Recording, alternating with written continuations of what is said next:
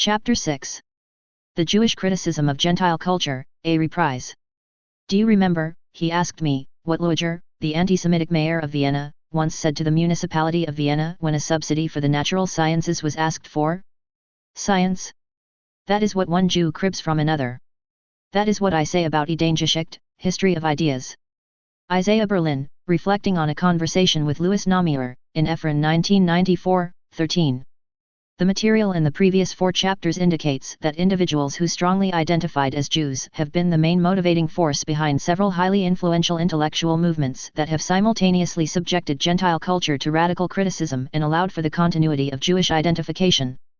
Together these movements comprise the intellectual and political left in this century, and they are the direct intellectual ancestors of current leftist intellectual and political movements, particularly postmodernism and multiculturalism.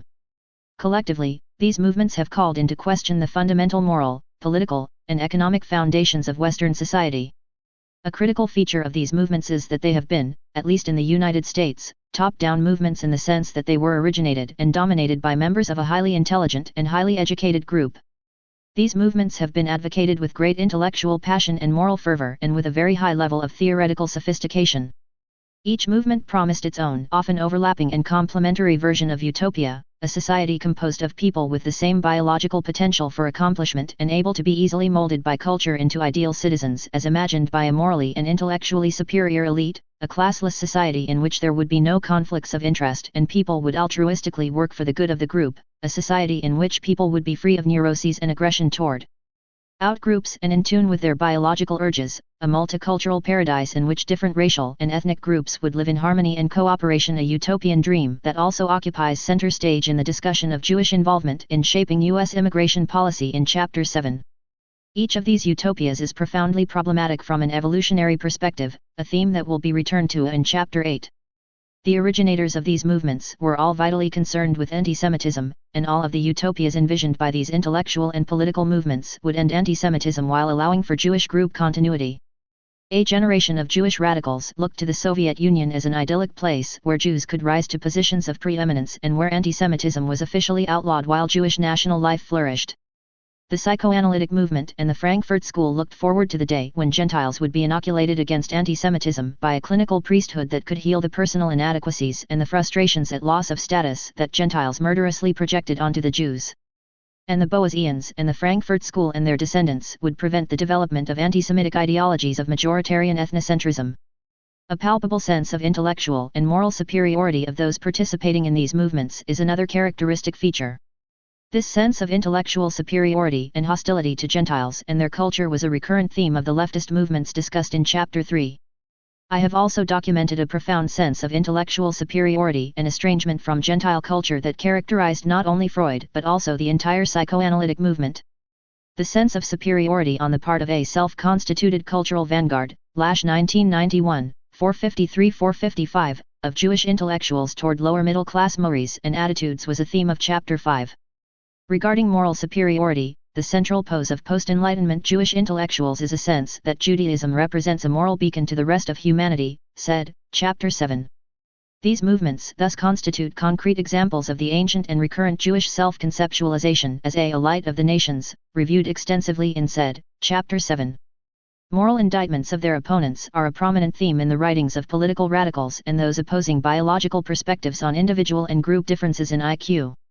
A sense of moral superiority was also prevalent in the psychoanalytic movement, and we have seen that the Frankfurt School developed a moral perspective in which the existence of Judaism was viewed as an a priori moral absolute and in which social science was to be judged by moral criteria. As noted in Chapter 1, current psychological theory and data are highly compatible with supposing that viewpoints advocated by minorities are able to influence attitudes held by the majority, especially when possessing a high degree of internal consistency and especially when they are disseminated from the most prestigious academic and media institutions in the society. Although the influence on Gentile societies of Jewish involvement in these intellectual and political movements cannot be assessed with any degree of certainty, the material presented here suggests that Jewish involvement was a critical factor in the triumph of the intellectual left in late 20th century Western societies. Several features of these intellectual movements can be viewed as serving Jewish interests.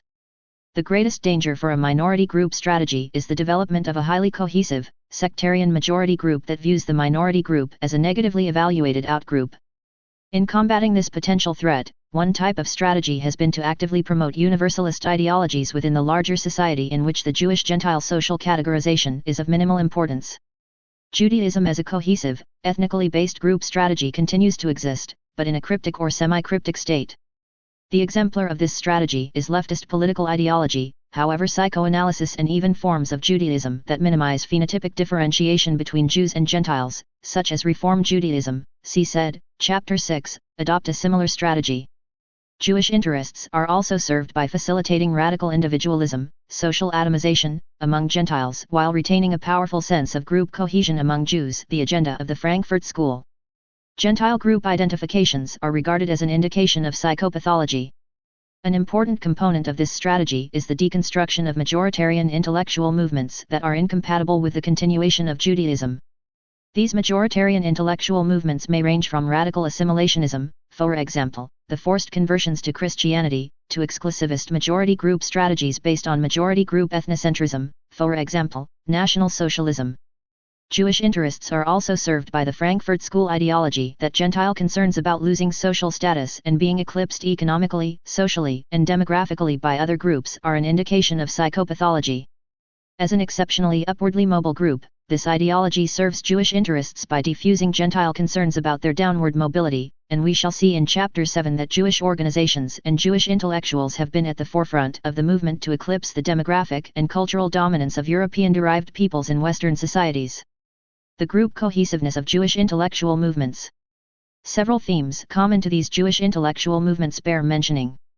An important thread apparent in the discussions of psychoanalysis, Bayesian anthropology, the Frankfurt School, and radical intellectual and political circles has been that Jewish intellectuals have formed highly cohesive groups whose influence derives to great extent from the solidarity and cohesiveness of the group. The influence of minority ideologies is augmented to the extent that there is a high degree of consensus and internal intellectual consistency among those adopting the minority position, see Chapter 1. Intellectual activity is like any other human endeavor, cohesive groups outcompete individualist strategies.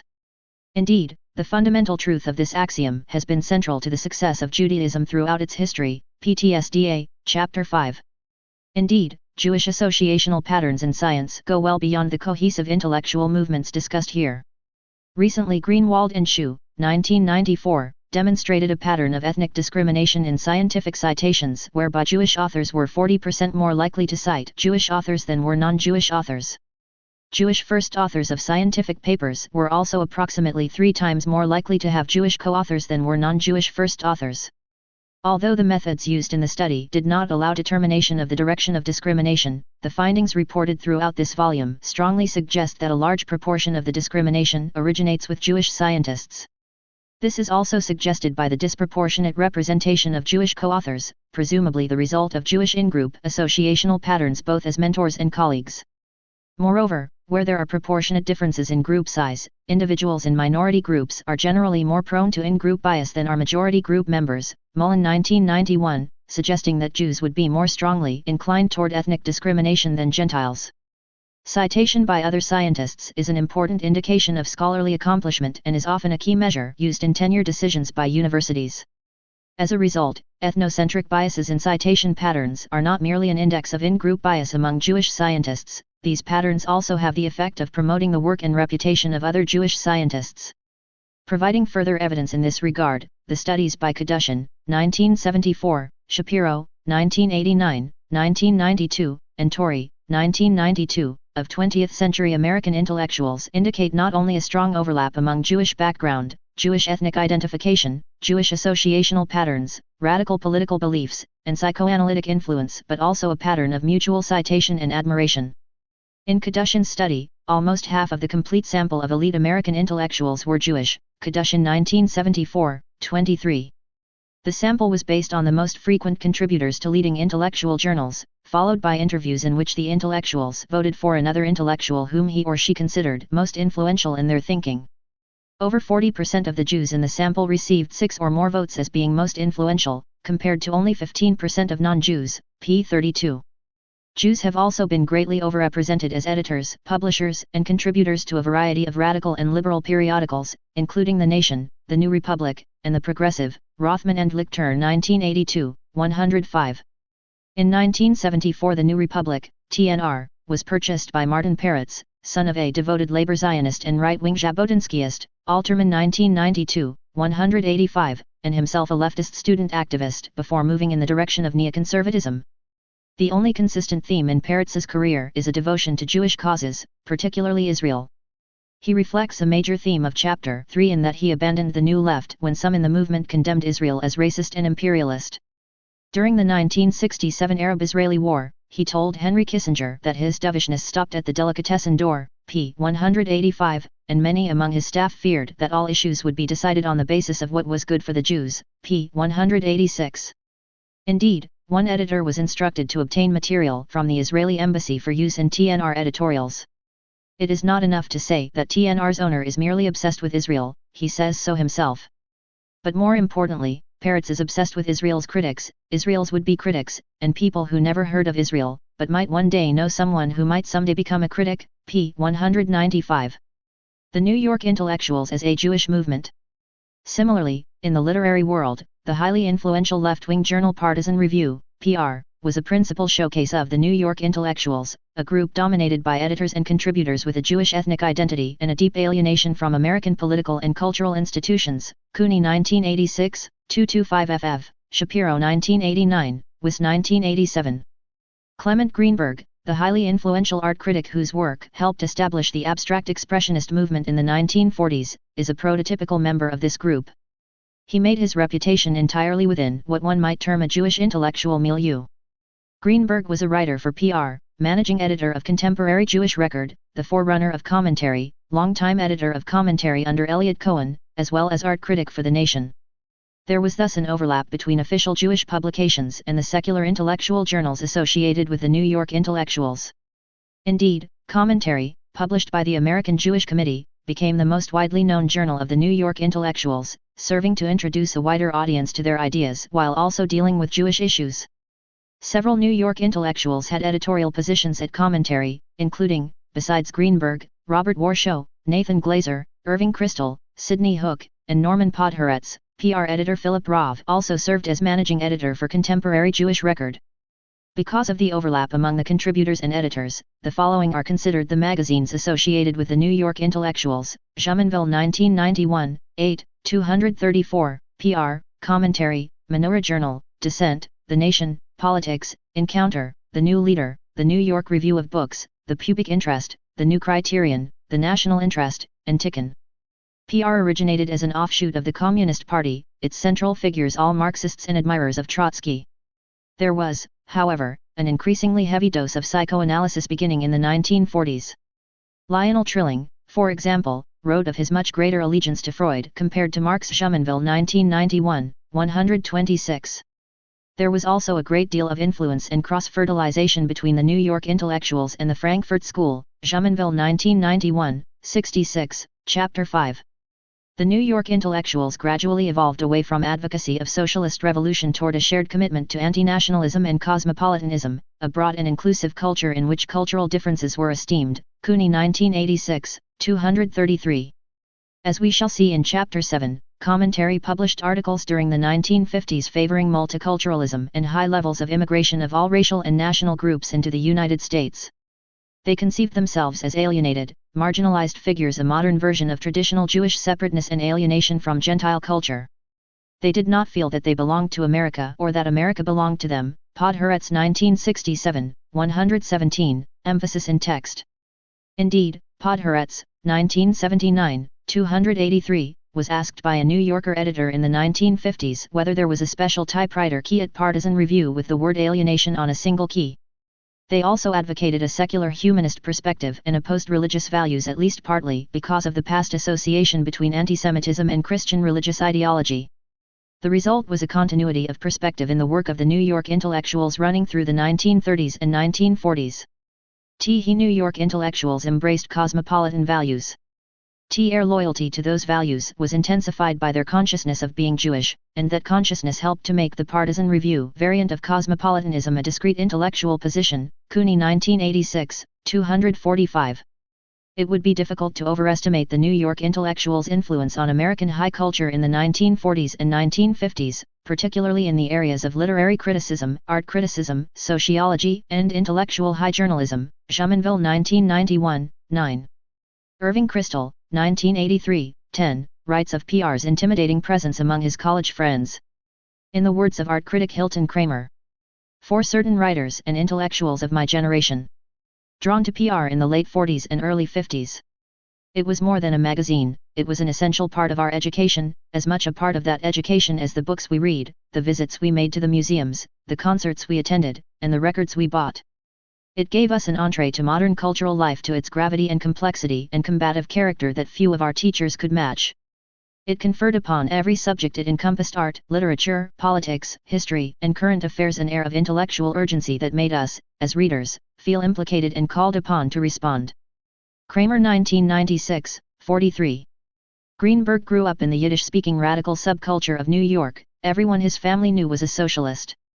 As a small boy he thought socialist meant Jewish. Rubenfeld 1997, 60. Like the other New York intellectuals, Greenberg had a strong Jewish identity that ultimately influenced his work. I believe that a quality of Jewishness is present in every word I write, as it is in almost every word of every other contemporary American Jewish writer, in Rubenfeld 1997, 89. As editor of Contemporary Jewish Record, Greenberg published an article that openly referred to Henry Adams's anti-Semitism, a taboo at the time. He was also a major promoter of the work of Franz Kafka, whom he regarded as a quintessentially Jewish voice in literature, the revolutionary and hypnotic effect of the works of Franz Kafka upon the literary avant-garde of the world has been without parallel. Kafka seems to initiate a new age of fiction single-handed, pointing away beyond most of the cardinal assumptions upon which Western fiction has rested until now. Kafka's writings represent, moreover, perhaps the first time that an essentially and uniquely Jewish notion of reality, expressed hitherto nowhere but in religious forms, has found a secular voice, in Rubenfeld 1997, 92-93.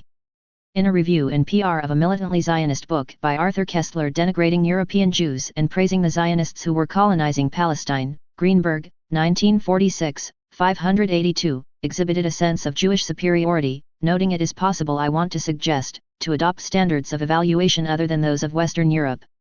It is possible that by world historical standards the European Jew represents a higher type than any yet achieved in history.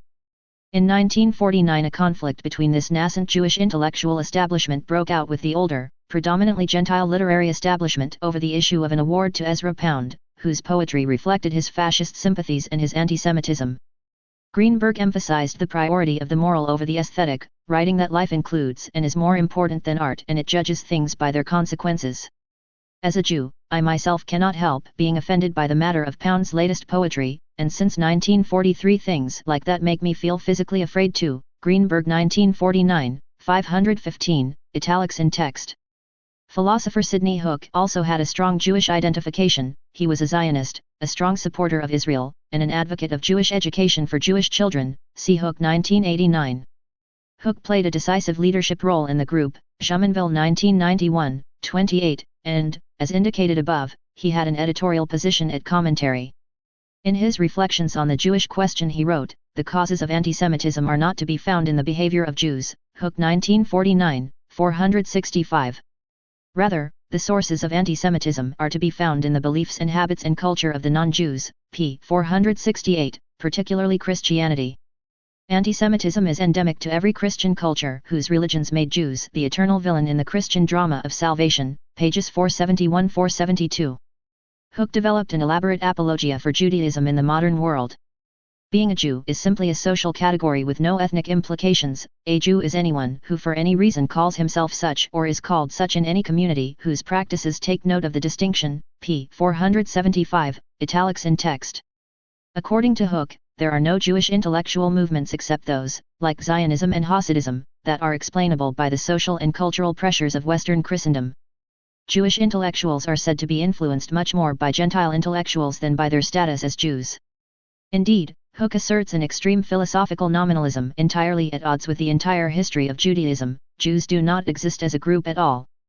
Judaism is a completely atomistic voluntary concatenation of individuals whose only biological ties are within the nuclear family. Only individuals exist, p. 481.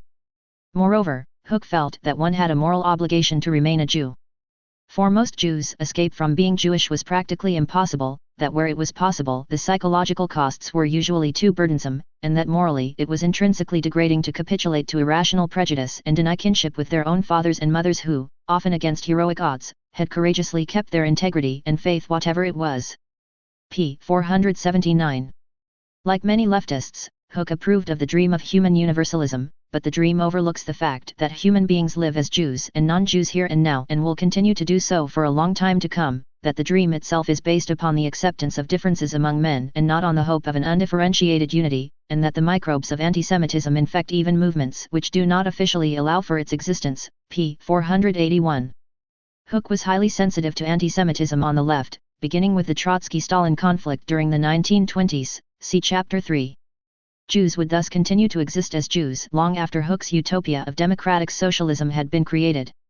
For Hooke, leftist universalism properly understood implies an acceptance of cultural diversity as not only central to a philosophy of Judaism but central to the idea of democracy itself.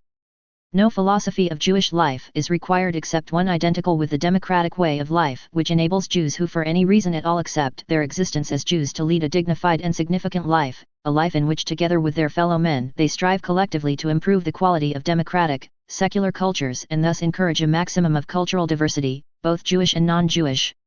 If it is pruned of its utopianism and its failure to understand that the ethics of democracy presupposes not an equality of sameness or identity but an equality of differences, much of the universalist view still has a large measure of validity.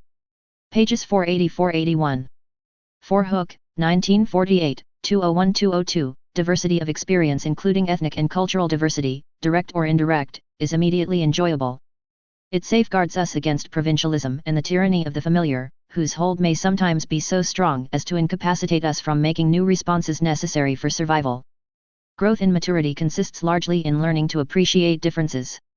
Hooke thus expresses the fundamental Jewish interest in cultural and ethnic diversity that is a central theme of Chapter 7 on Jewish involvement in U.S. immigration policy.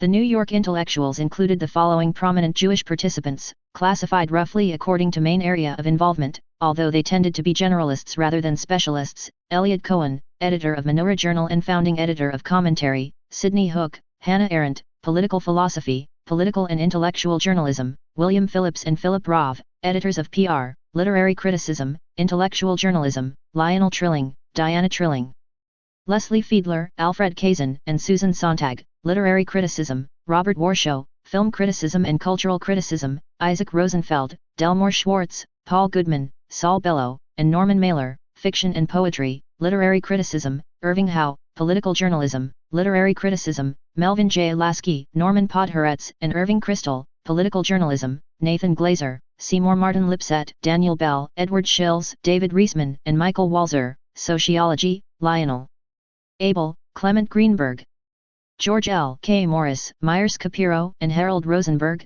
art criticism. The New York intellectuals spent their careers entirely within a Jewish social and intellectual milieu.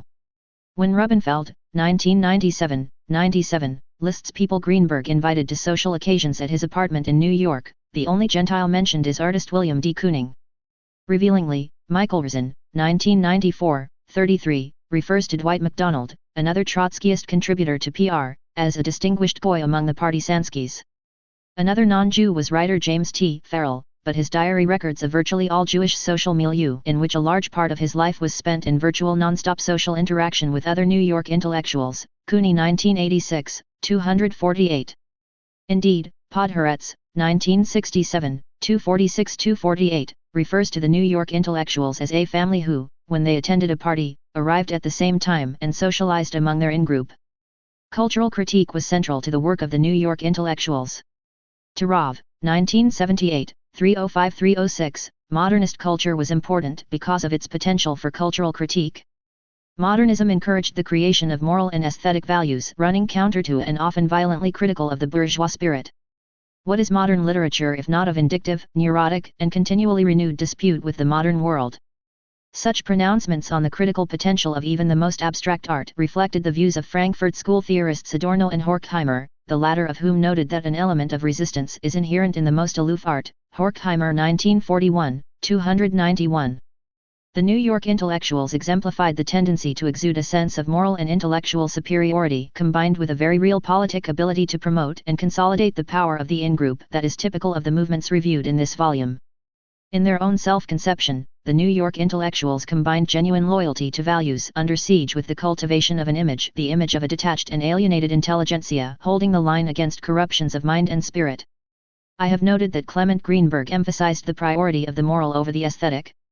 Similarly, Lionel Trilling viewed literary criticism as centrally concerned with the quality that life does not have but should have, in Jumonville 1991, 123. In the political arena, issues were portrayed as a struggle between good and evil.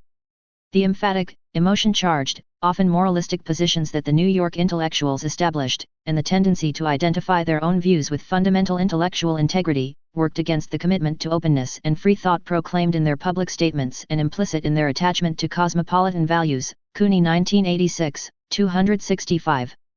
The elitism in the New York intellectuals' outlook was not a socio-economic sort dependent on upper-class privileges, of course, but rather an intellectual elitism, a Jeffersonian aristocracy of talent, ability, intelligence, and critical acuity. They were worried about maintaining the intellectual vocation and its values. Further, they were the elite in the sense of being elect or chosen.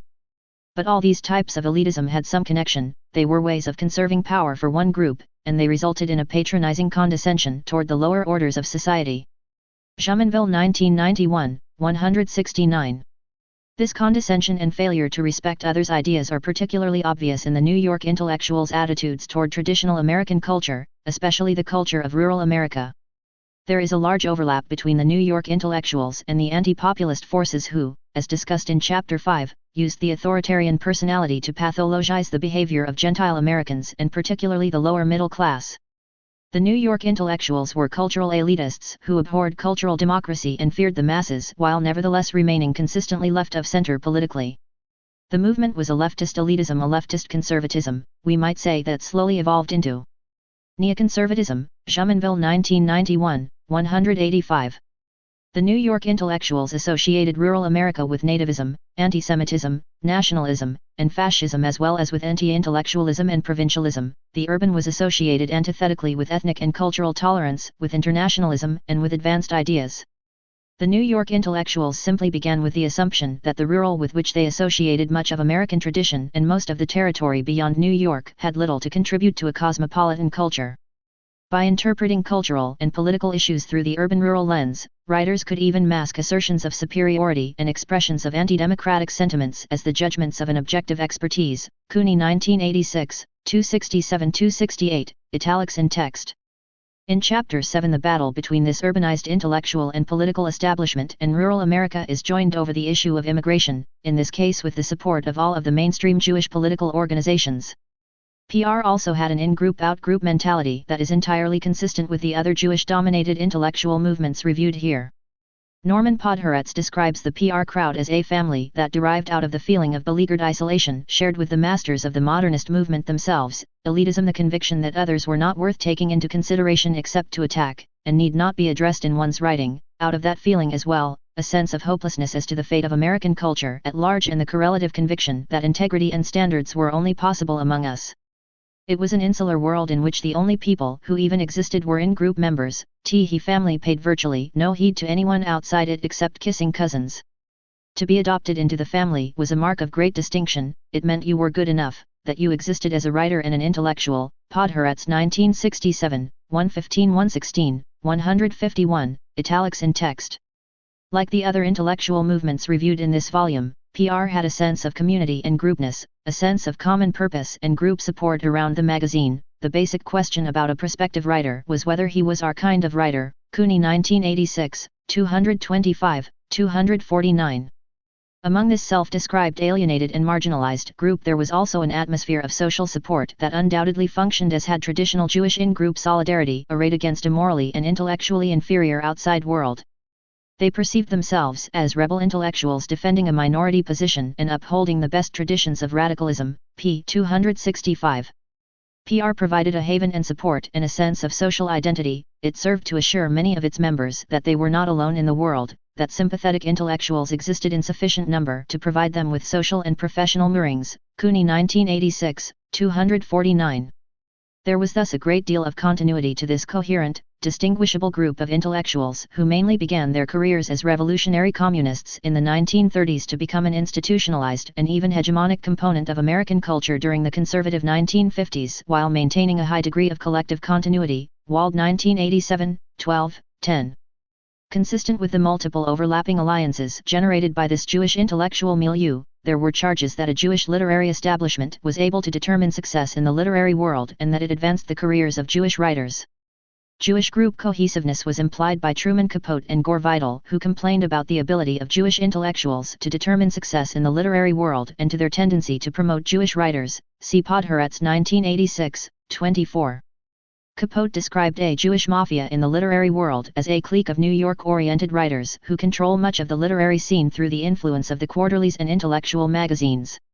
All of these publications are Jewish-dominated, and this particular coterie employs them to make or break writers by advancing or withholding attention. In Podhoretz 1986, 23.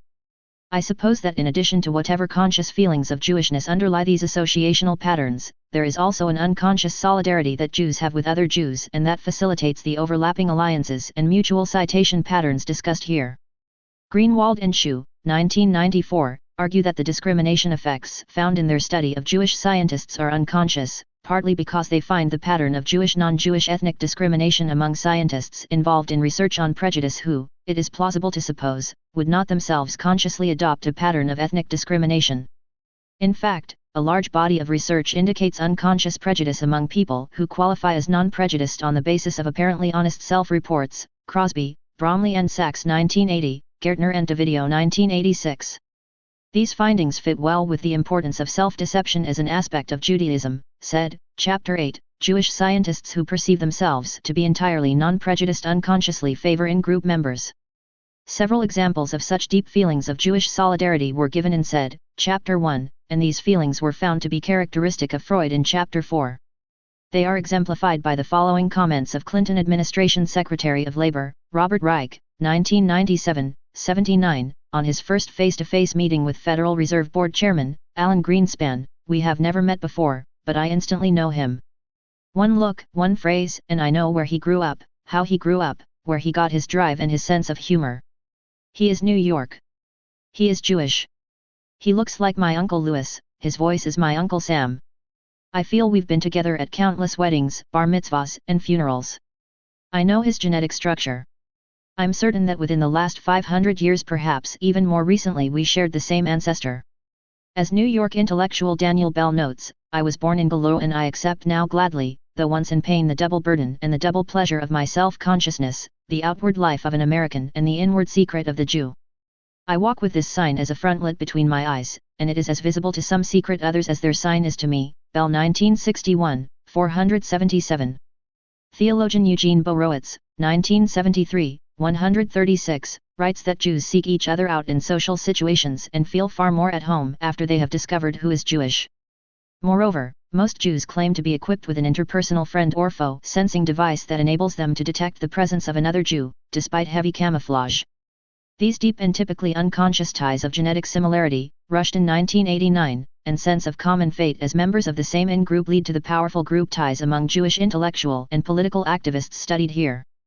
The theory of individual differences in individualism collectivism developed in said, Chapter 1, predicts that Jews, because of a greater genetic and environmental push toward collectivism, would be especially attracted to such groups.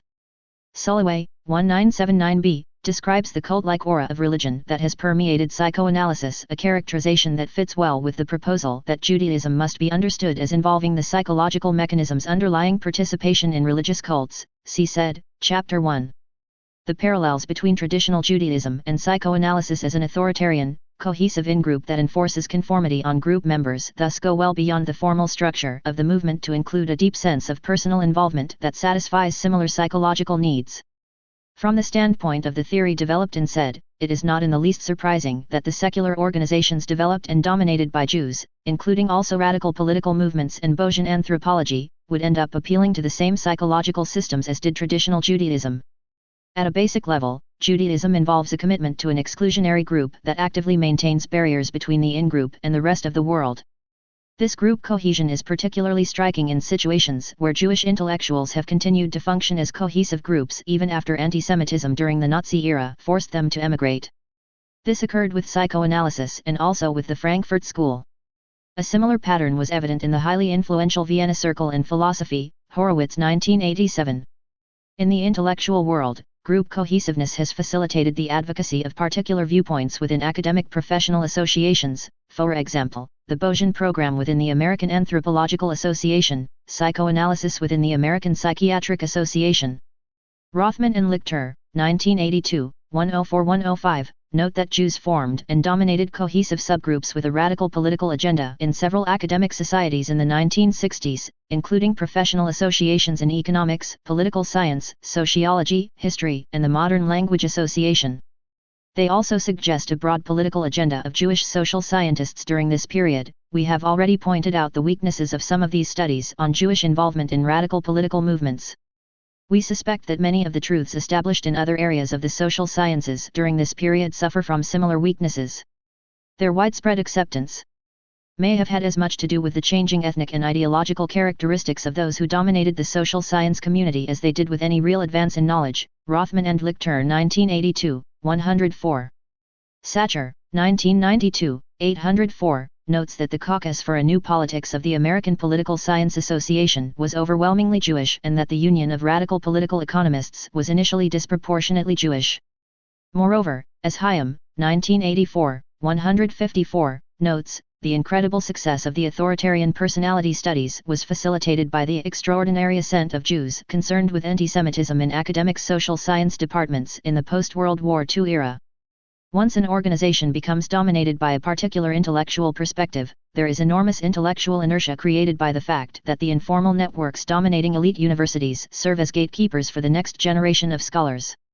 Aspiring intellectuals, whether Jewish or Gentile, are subjected to a high level of indoctrination at the undergraduate and graduate levels. There is tremendous psychological pressure to adopt the fundamental intellectual assumptions that lie at the center of the power hierarchy of the discipline. As discussed in Chapter 1, once a Jewish-dominated intellectual movement attains intellectual predominance, it is not surprising that Gentiles would be attracted to Jewish intellectuals as members of a socially dominant and prestigious group and as dispensers of valued resources. Group cohesiveness can also be seen in the development of worshipful cults that have lionized the achievements of group leaders, Bojan anthropology and psychoanalysis. Similarly, Whitfield, 1988, 32, summarizes the ludicrous overpraise of Zionist scholar Gershon Scholem.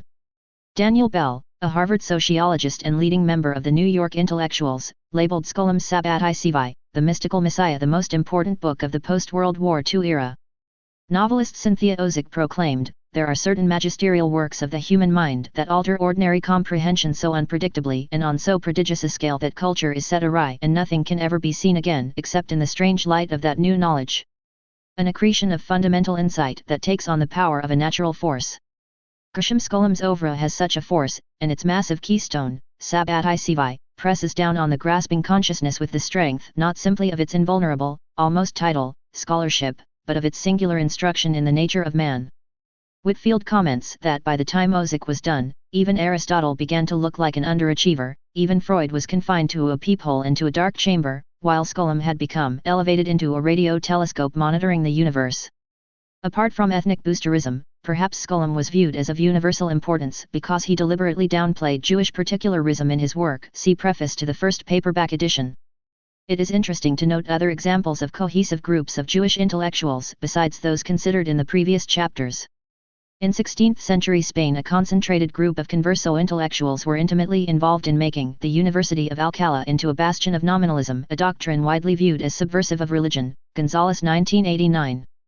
George Moss, 1970, 172, describes a group of predominantly Jewish leftist intellectuals in the Weimar period that attained a certain cohesion through the journals it made its own.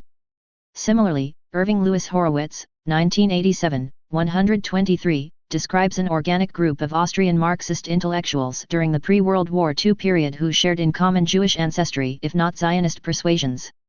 Horowitz, 1987, 124, notes that the Austrian Marxist group and the Frankfurt School had shared ethnic and religious backgrounds. Not to mention overlapping networks and cohorts resulting ultimately from the unity of pre-war European German Jewish life. Another interesting example is a highly cohesive group of neo-Kantian Jewish intellectuals centered at the University of Marburg under the leadership of Hermann Cohen in late 19th century Germany, Schwarzschild 1979, 136. Cohen, 1842–1918, who ended his career teaching at a rabbinical seminary, rejected the historicism of the folkish thinkers and the Hegelians in favor of an idealistic version of Kantian rationalism.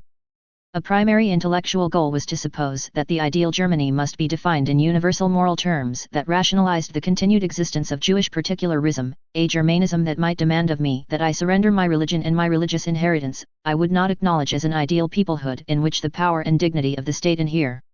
A Germanism that might demand such a surrender of religious selfhood, or that could even approve of and project it, simply contradicts the world historical impulsion of Germanism, in Schwarzschild 1979, 143.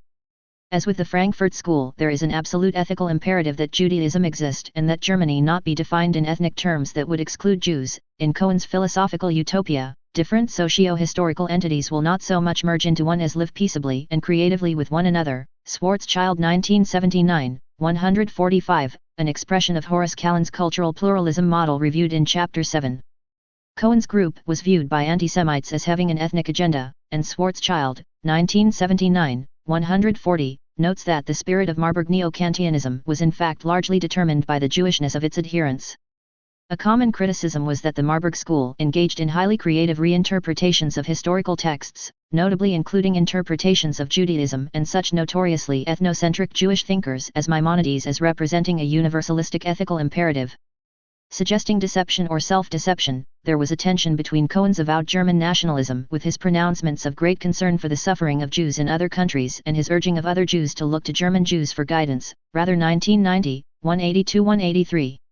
During the 1920s, there was a distinct coterie of Jewish intellectuals, Lionel Trilling, Herbert Solow, Henry Rosenthal, Tess Schlesinger, Felix Morrow, Clifton Fadiman, Anita Brenner, centered around the Menorah Journal under the leadership of Eliot Cohen, later the founding editor of Commentary, Wald 1987, 32. This group, which later overlapped a great deal with the New York intellectual group described above, was devoted to promoting the ideas of cultural pluralism. Horace Kallen, the originator of cultural pluralism as a model for the United States, see Chapter 7, was a founder of the Menorah Society. Reflecting its fundamentally Jewish political agenda, during the 1930s this group gravitated to the Communist Party and its auxiliary organizations, believing that, in the words of one observer, the socialist revolution and its extension held out the only realistic hope of saving the Jews, among others, from destruction, in Wald 1987, 43. Further, while adopting an ideology of revolutionary internationalism, the group shared with cultural pluralism a hostility to assimilation by the dominant culture, Wald 1987, 43, another indication of the compatibility of leftist universalism and Jewish non-assimilation that is a theme of Chapter 3. Beginning in the early 1950s, there was a group centered around Irving Howe, including Stanley Plastrick, Emmanuel Geldman, and Louis Kozer, who organized the magazine Dissent as the PR coterie moved steadily away from revolutionary socialism, Bulick 1993, 18. In addition to leftist social criticism, Howe wrote extensively about Yiddish literature and Jewish history. His The World of Our Fathers records his nostalgic appreciation of the Yiddish socialist subculture of his youth. Dissent was greatly influenced by the Frankfurt School in the area of cultural criticism, particularly the work of Adorno and Horkheimer, and it published work by Erich Fromm and Herbert Marcuse based on their syntheses of Freud and Marx. In the New Left era, the Radical Foundation for Policy Studies was centered around a group of Jewish intellectuals, Sacher 1992, 805. Among leftists, we have seen that Jewish communists tended to have Jewish mentors and idealized other Jews, especially Trotsky, who were leaders or martyrs to the cause, see Chapter 3. Even the Jewish neoconservative movement has sought intellectual inspiration from Leo Strauss rather than from Gentile conservative intellectuals such as Edmund Burke, Russell Kirk, or James Burnham, Gottfried 1993, 88. For Strauss as a highly committed Jew, liberalism is only the best of several alternatives that are even more unacceptable, i.e., the extreme left or right. Strauss complains of the assimilatory tendencies in liberal society and its tendencies to break down the group loyalty so central to Judaism and to replace it with membership in a non-existent universal human society, Tarkov and Pengel 1987, 909. Strauss's political philosophy of democratic liberalism was fashioned as an instrument of achieving Jewish group survival in the post-Enlightenment political world, see Tarkov and Pengel 1987, 909–910. Prior to their conversion, Goldberg, 1996, 160, notes that the future neoconservatives were disciples of Trotskyist theoretician Max Schachtman, also a Jew and a prominent member of the New York Intellectuals. See also Irving Kristol's 1983 Memoirs of a Trotskyist. In the cases of psychoanalysis and the Frankfurt School, and to a lesser extent Bayesian anthropology, we have seen that these cohesive groups typically had strong overtones of authoritarianism, and like traditional Judaism itself, they were highly exclusionary and intolerant of dissent. Cudahy, 1974, 106, points out that Wilhelm Reich had the distinction of being expelled from both the German Communist Party, for his incorrect view of the causes of fascism, and psychoanalysis, for his political fanaticism. Reich's attempt to marry two of the diaspora ideologues, Freud and Marx, ended in his separation from the two movements speaking in their names. Recall also David Horowitz's, 1997, 42, description of the world of his parents who had joined a shul run by the CPUSA. Note the in-group out-group mentality, the sense of moral superiority, the sense of being a minority persecuted by the Goyim, and the powerful overtones of authoritarianism and intolerance of dissent. What my parents had done in joining the Communist Party and moving to Sunnyside was to return to the ghetto. There was the same shared private language, the same hermetically sealed universe, the same dual posturing revealing one face to the outer world and another to the tribe. More importantly, there was the same conviction of being marked for persecution and specially ordained, the sense of moral superiority toward the stronger and more numerous Goyim outside. And there was the same fear of expulsion for heretical thoughts, which was the fear that riveted the chosen to the faith. An in-group out-group orientation, noted above as a characteristic of the PR coterie, was apparent also in leftist political groups which were also predominantly Jewish during this period. In the words of PR editor William Phillips, 1983, 41, the communists were experts at maintaining a fraternal atmosphere that distinguished sharply between insider and outsider.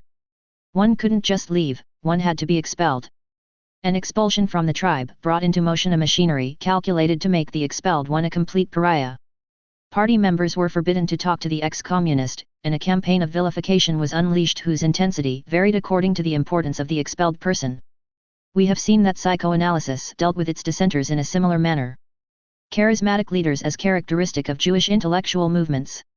These movements tended to center around a charismatic leader, Boas, Freud, or Horkheimer, with a powerful moral, intellectual, and social vision, and the followers of these leaders had an intense devotion toward them. There was an intense psychological sense of missionary zeal and, as we have seen, moral fervor. This phenomenon occurred in the case of psychoanalysis and the Bayesian movement, and, with massive irony, this was also the case with critical theory. The theory which filled Adorno and Marcuse with a sense of mission both before and after the war was a theory of a special sort. In the midst of doubts it was still inspiring, in the midst of pessimism it still spurred them on towards a kind of salvation through knowledge and discovery. The promise was neither fulfilled nor betrayed, it was kept alive. Wiggershau's 1994, 6. Like Freud, Horkheimer inspired intense loyalty combined with personal insecurity, at least partly because of his control over the Institute's budget. Wiggershau's 1994, 161-162, so that his underlings at the Institute, like Adorno, became fixated on him and intensely jealous of their rivals for their master's favors. Adorno was prepared to identify himself completely with the great cause of the Institute, measuring everything by that standard. Wiggershau's 1994, 160.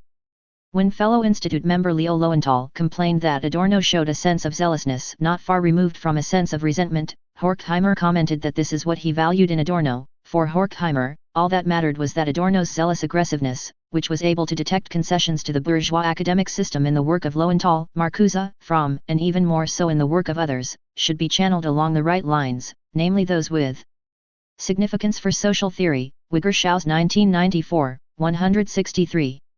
Rallying around charismatic leaders, Leon Trotsky, Rosa Luxemburg, has also been apparent among Jewish radicals, see Chapter 3. The New York intellectuals may be an exception because they were relatively decentralized and quite querulous and competitive with each other, with no one rising to the preeminent status of a Freud or Boas. However, like many Jewish leftists, they tended to idolize Trotsky, and, as we have seen, Sidney Hook played a decisive leadership role in the group. Jumonville 1991, 28. They also constituted a distinct coterie centered around the little magazines whose editors wielded great power and influence over the careers of would-be group members. Elliot Cohen, despite his lack of presence as a writer, had a charismatic influence on those who wrote for him as editor of Menorah Journal and Commentary. Lionel Trilling labeled him a tormented genius. In Jumonville 1991, 117, a leader who influenced many, including Trilling in their journey from Stalinism to anti-Stalinism and finally toward the beginnings of neoconservatism. Prospective members of the in-group typically idolized in-group members as cultural icons. Norman Podhoretz, 1967, 147, writes of his wide-eyed worshipful fascination with the PR crowd at the beginning of his career. In-group members paid rapt attention to others in the group, Cooney 1986, 249. Like different branches of psychoanalysis, there were offshoots of these magazines initiated by people with somewhat different aesthetic or political visions, such as the Circle Around Dissent, whose central figure was Irving Howe. This tendency to rally around a charismatic leader is also a characteristic of traditional Jewish groups. These groups are extremely collectivist in Triandizes, 1990, 1991, sense. The authoritarian nature of these groups and the central role of a charismatic rabbi are particularly striking. A Herdi will consult his rabbi or Hasidic reb on every aspect of his life, and will obey the advice he receives as though it were an halachic ruling. Landau 1993, 47. The Herdim's blind obeisance to rabbis is one of the most striking characteristics of Herdism in the eyes of the outside world, both Jewish and Gentile. Landau 1993, 45. Famous rebs are revered in an almost godlike manner, Zodikism, or cult of personality, and indeed there was a recent controversy over whether the Lubavitcher Reb Schneerson claimed to be the Messiah. Many of his followers believed that he was. Mintz, 1992, 348 ff, points out that it is common for Hasidic Jews to view their Reb as the Messiah. This intensity of group feeling centered around a charismatic leader is reminiscent of that found among traditional Eastern European Jews who were the immediate ancestors of many of these intellectuals. Zionist leader Arthur Ruppin, 1971, 69, recounts his visit to a synagogue in Galicia, Poland, in 1903. There were no benches, and several thousand Jews were standing closely packed together, swaying in prayer like the corn in the wind. When the rabbi appeared, the service began. Everybody tried to get as close to him as possible. The rabbi led the prayers in a thin, weeping voice. It seemed to arouse a sort of ecstasy in the listeners. They closed their eyes, violently swaying.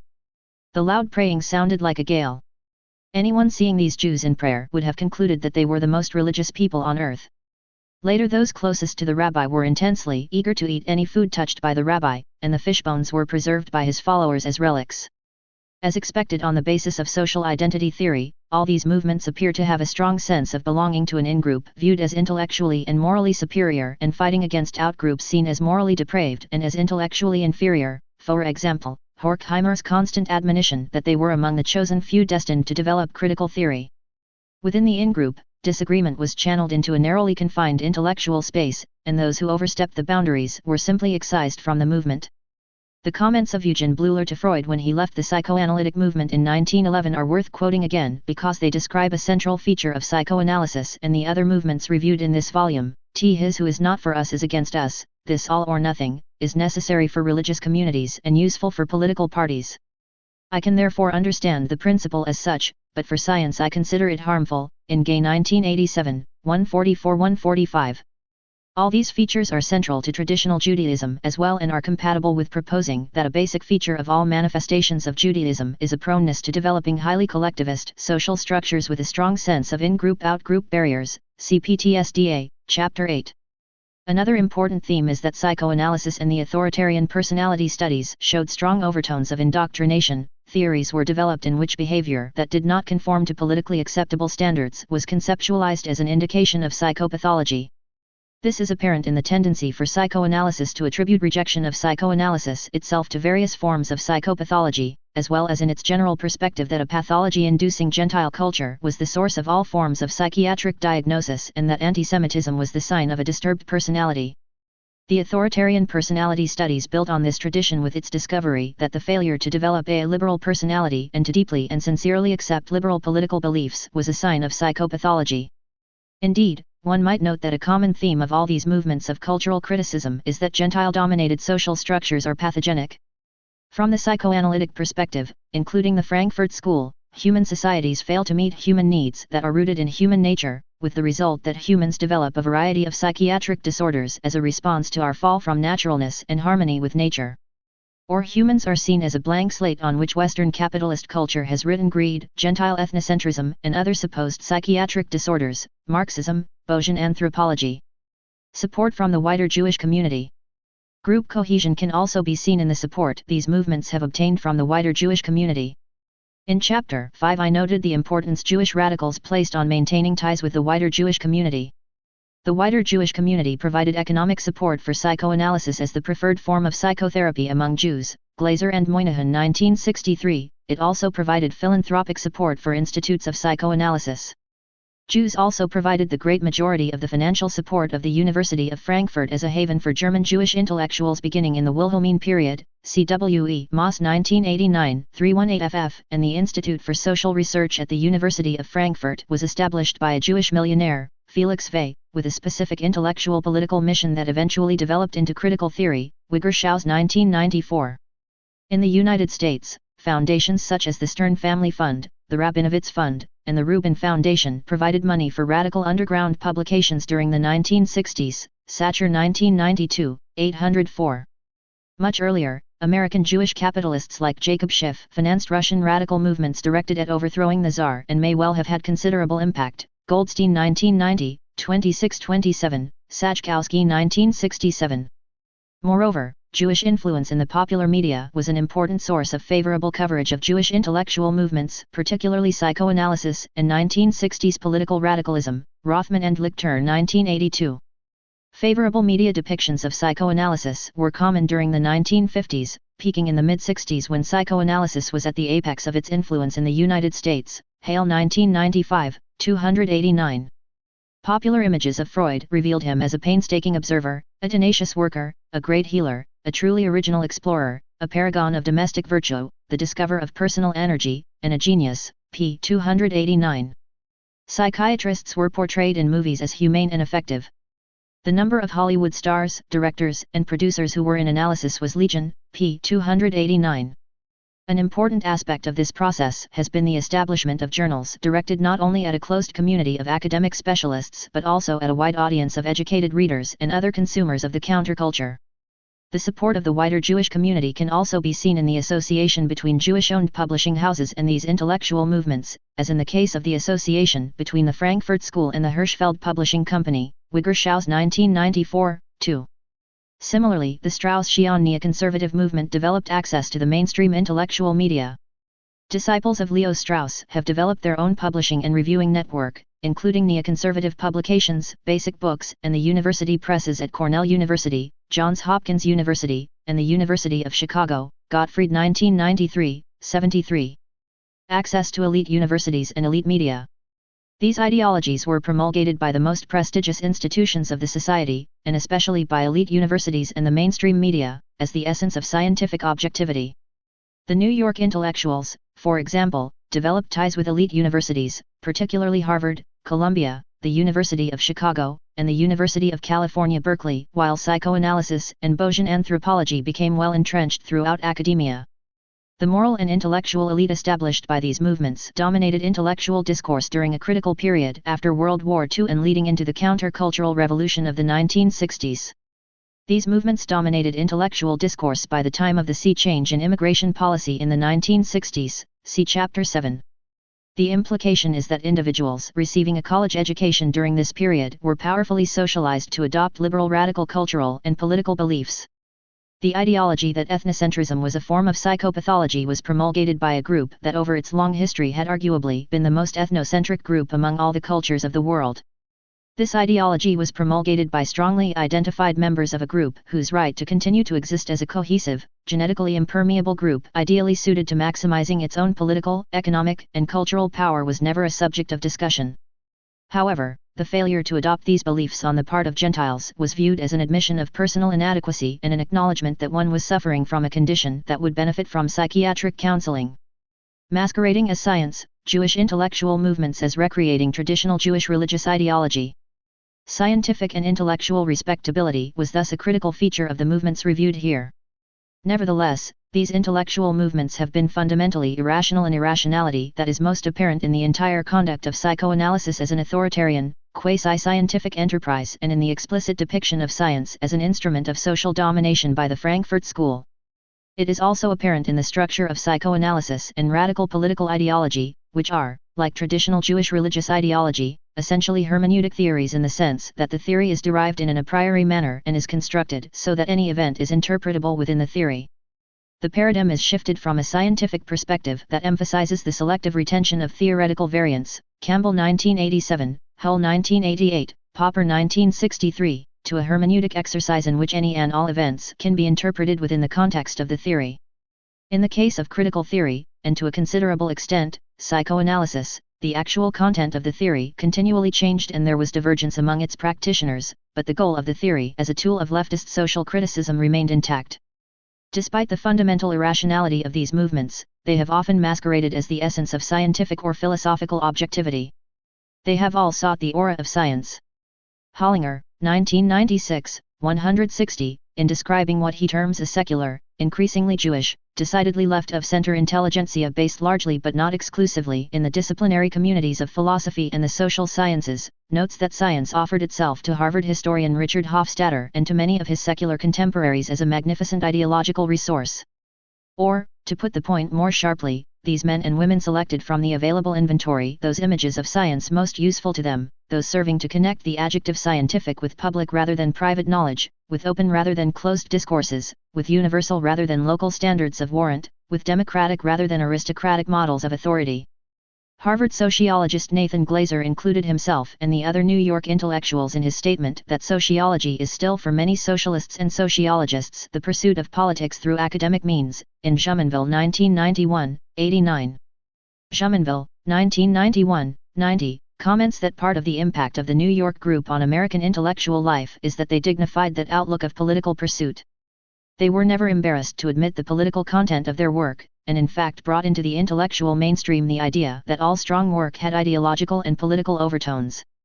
Even the Frankfurt School, which developed an ideology in which science, politics, and morality were systematically conflated, presented the authoritarian personality as a scientifically based, empirically grounded study of human behavior because of a perceived need to appeal to an American audience of empirically oriented social scientists. Moreover, the rhetoric surrounding the Institute of Social Research never failed to emphasize the scientific nature of its undertaking. Karl Grunberg, the first director of the Institute, very self-consciously attempted to divert suspicion that the Institute was committed to a dogmatic, political form of Marxism. It was committed, he maintained, to a clearly articulated scientific research methodology. I need not emphasize the fact that when I speak of Marxism here I do not mean it in a party political sense, but in a purely scientific one, as a term for an economic system complete in itself, for a particular ideology and for a clearly delineated research methodology, in Wiggershau's 1994, 26. Similarly, the PR group portrayed itself as being on the side of science, as exemplified by PR editor William Phillips, whose list of scientists included Marx, Lenin, and Trotsky, Cooney 1986, 155, 194. Particularly important in this general endeavor has been the use of a rationally argued, philosophical skepticism as a tool in combating scientific universalism. Skepticism in the interest of combating scientific theories one dislikes for deeper reasons has been a prominent aspect of 20th-century Jewish intellectual activity, apparent not only as a defining feature of Bayesian anthropology but also in much anti-evolutionary theorizing and in the dynamic contextualist view of behavioral development discussed in Chapter 2. In general, this skepticism has been aimed at precluding the development of general theories of human behavior in which genetic variation plays a causative role in producing behavioral or psychological variation or in which adaptationist processes play an important role in the development of the human mind. The apotheosis of radical skepticism can be seen in the negative dialectics of the Frankfurt School and in Jacques Derrida's philosophy of deconstruction, which are directed at deconstructing universalist, assimilatory theories of society as a homogeneous, harmonious whole on the theory that such a society might be incompatible with the continuity of Judaism. As in the case of Jewish political activity described in Chapter 7, the effort is aimed at preventing the development of mass movements of solidary groups of Gentiles and a repetition of the Holocaust.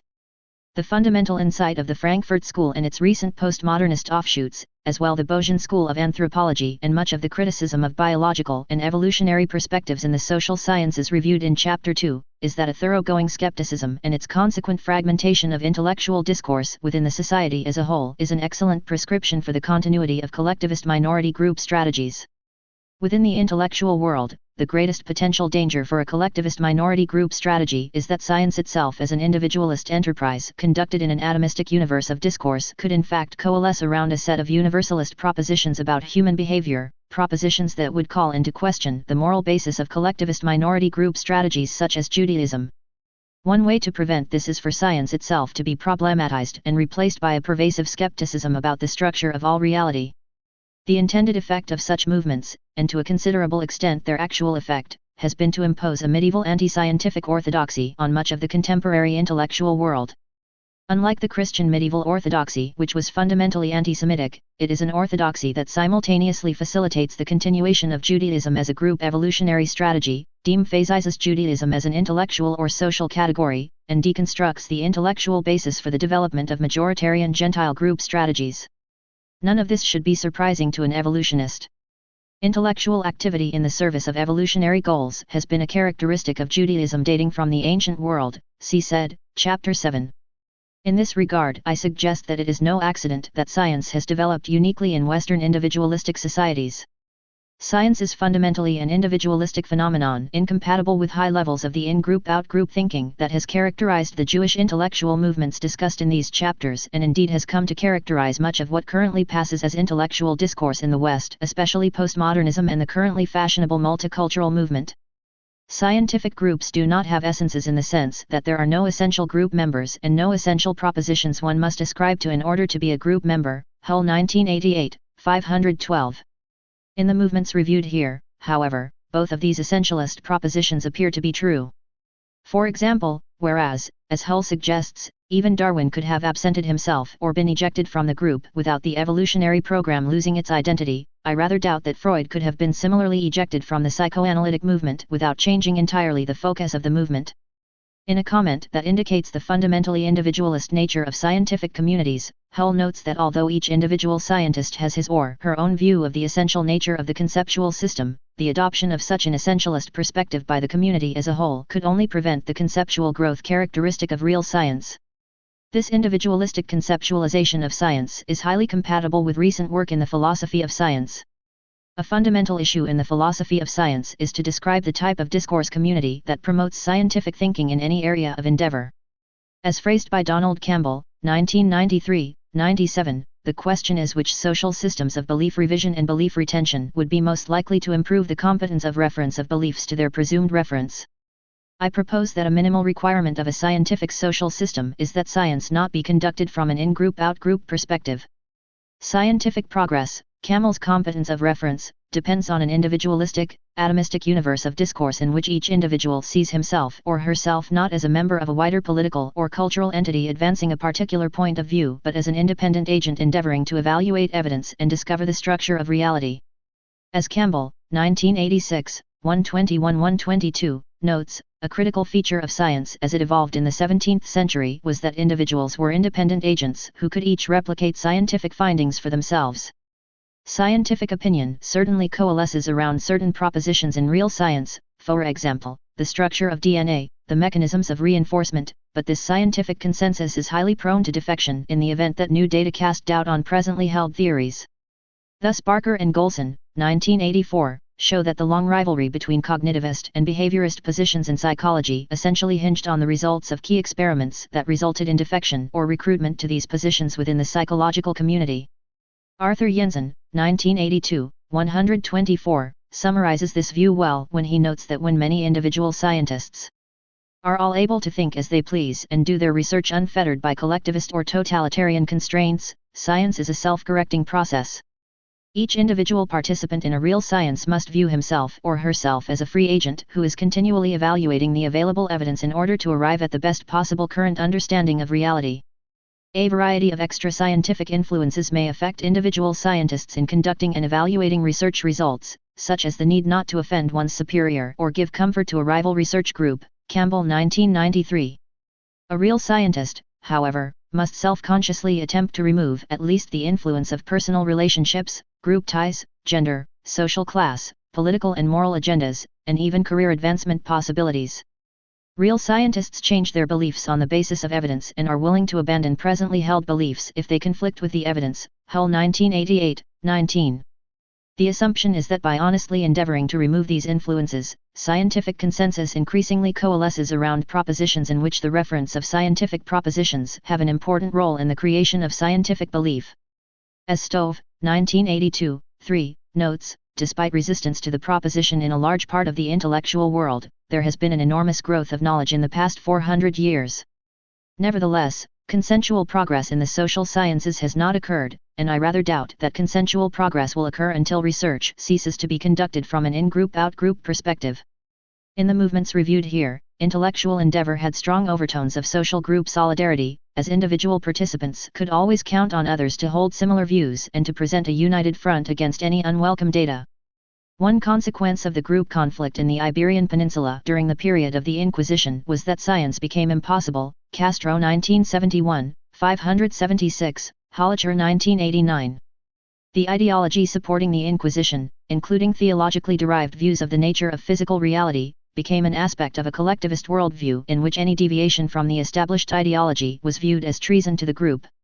Science requires the possibility and intellectual respectability of committing treason, or rather, it requires the impossibility of treason because there is an implicit understanding that one's views of reality are not a function of group allegiance but of one's independent, individualistic, evaluation of the available evidence.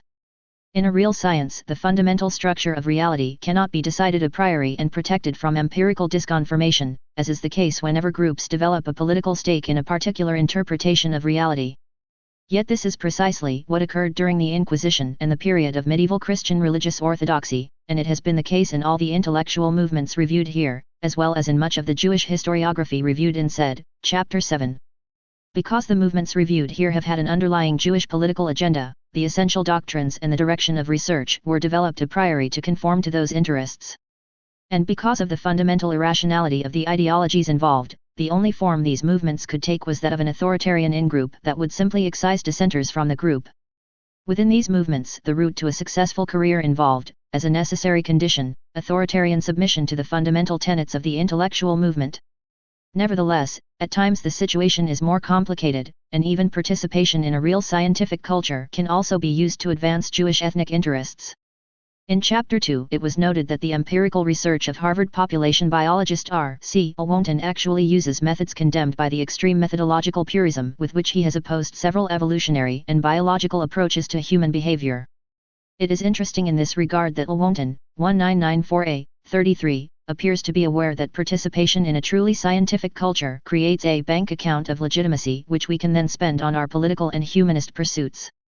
Lewontin has therefore established a reputation in a real scientific community and then used that reputation to advance his ethnic agenda, part of which is to insist on a methodological rigor that is incompatible with social science. Even real science can be converted into political currency. At a deeper level, I suppose, a fundamental aspect of Jewish intellectual history has been the realization that there is really no demonstrable difference between truth and consensus. Within traditional Jewish religious discourse, truth was the prerogative of a privileged interpretive elite that in traditional societies consisted of the scholarly class within the Jewish community. Within this community, truth and reality were nothing more, and were undoubtedly perceived as nothing more, than consensus within a sufficiently large portion of the interpretive community. Without the community we cannot ascribe any real meaning to notions like the Word of God or holiness. Canonization of Holy Scripture takes place only in the context of the understanding of those scriptures by a community. Nor can Scripture be holy for an individual alone without a community. The holiness of writ depends upon a meaning that is really there in the text. Only the communal reading understanding of the texts makes their meaning, the meaning that is capable of being called holy, as real as the community itself. August 1997, 34. As we have seen and said, Chapter 7, Jewish religious ideology was an infinitely plastic set of propositions that could rationalize and interpret any event in a manner compatible with serving the interests of the community. Authority within the Jewish intellectual community was always understood to be based entirely on what recognized, i.e., consensual, scholars had said. It never occurred to the members of this discourse community to seek confirmation of their views from outside the community of intellectual discourse itself, either from other, Gentile, discourse communities or by trying to understand the nature of reality itself. Reality was whatever the group decided it should be, and any dissent from this socially constructed reality would have to be performed within a narrow intellectual space that would not endanger the overall goals of the group. Acceptance of the Jewish canon, like membership in the intellectual movements reviewed here, was essentially an act of authoritarian submission. The basic genius of the Jewish intellectual activity reviewed in these chapters is the realization that hermeneutic communities based solely on intellectual consensus within a committed group are possible even within the post-Enlightenment world of intellectual discourse and may even be successfully disseminated within the wider Gentile community to facilitate specific Jewish political interests. The difference from the pre-Enlightenment world, of course, is that these intellectual discourses were forced to develop a facade of science in order to appeal to Gentiles. Or, in the case of the skeptical thrust of Derrida's philosophy of deconstruction and the Frankfurt School, but not involvement in activities such as the authoritarian personality, it was necessary to defend the viability of philosophical skepticism. The scientific veneer and philosophical respectability sought by these movements then functioned to portray these intellectual movements as the result of individualistic free choice based on rational appraisals of the evidence. This in turn necessitated that great efforts were required to mask Jewish involvement and domination of the movements, as well as the extent to which the movements sought to attain specific Jewish political interests. Such efforts at de-emphasizing Jewish involvement have been most apparent in radical political movements and psychoanalysis, but they are also apparent in Bayesian anthropology.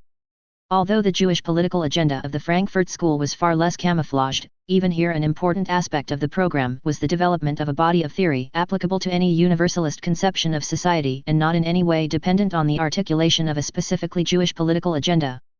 As a result, this ideological perspective and its postmodern descendants have been enthusiastically embraced by non-Jewish minority group intellectuals with their own political agendas.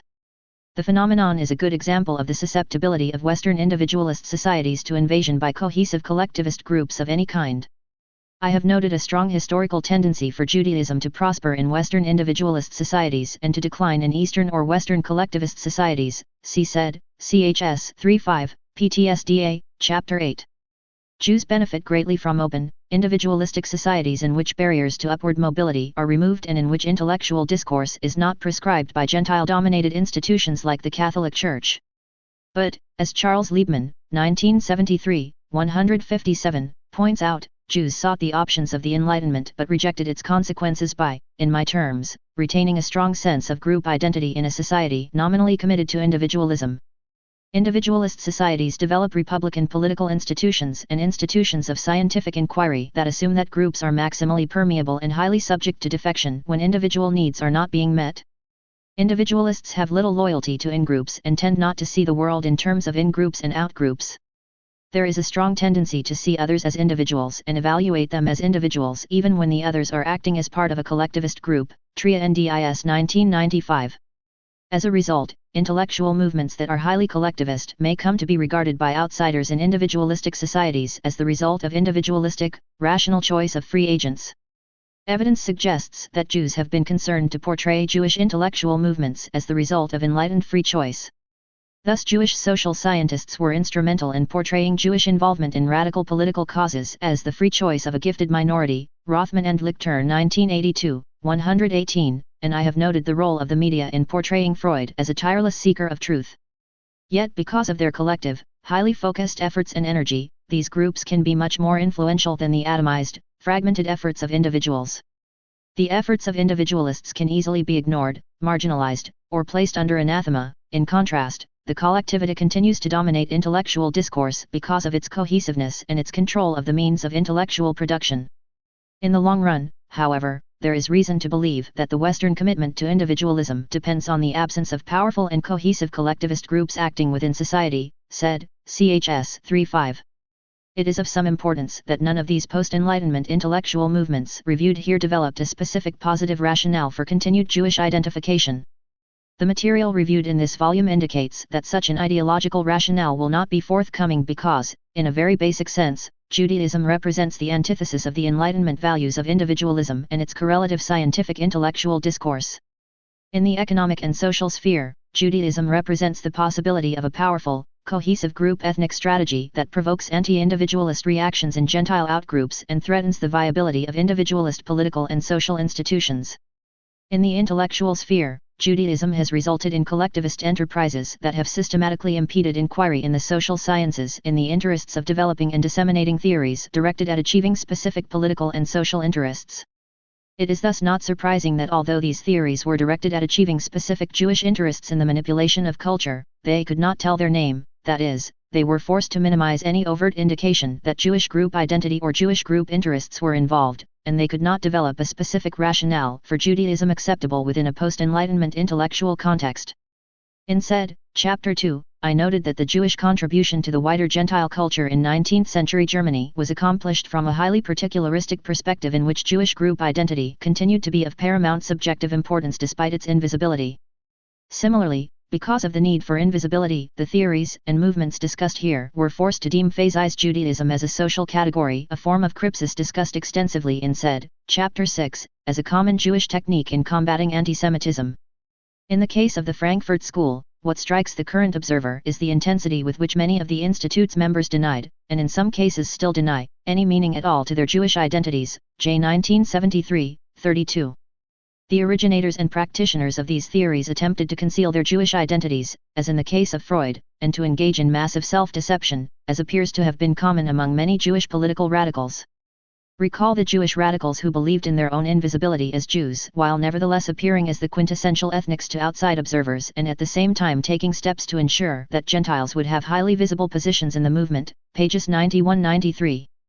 The technique of having Gentiles as highly visible exemplars of Jewish-dominated movements has been commonly used by Jewish groups attempting to appeal to Gentiles on a wide range of Jewish issues, said, Chapter 6, and is apparent in the discussion of Jewish involvement in influencing immigration policy in the following chapter. As an additional example, Irving Louis Horowitz, 1993-91, contrasts the high-profile, special interest pleading of the new ethnic and sexual minorities within sociology with the Jewish tendency toward a low-profile strategy. Although Jews dominated American sociology beginning in the 1930s, specifically Jewish interests and political agendas were never made salient.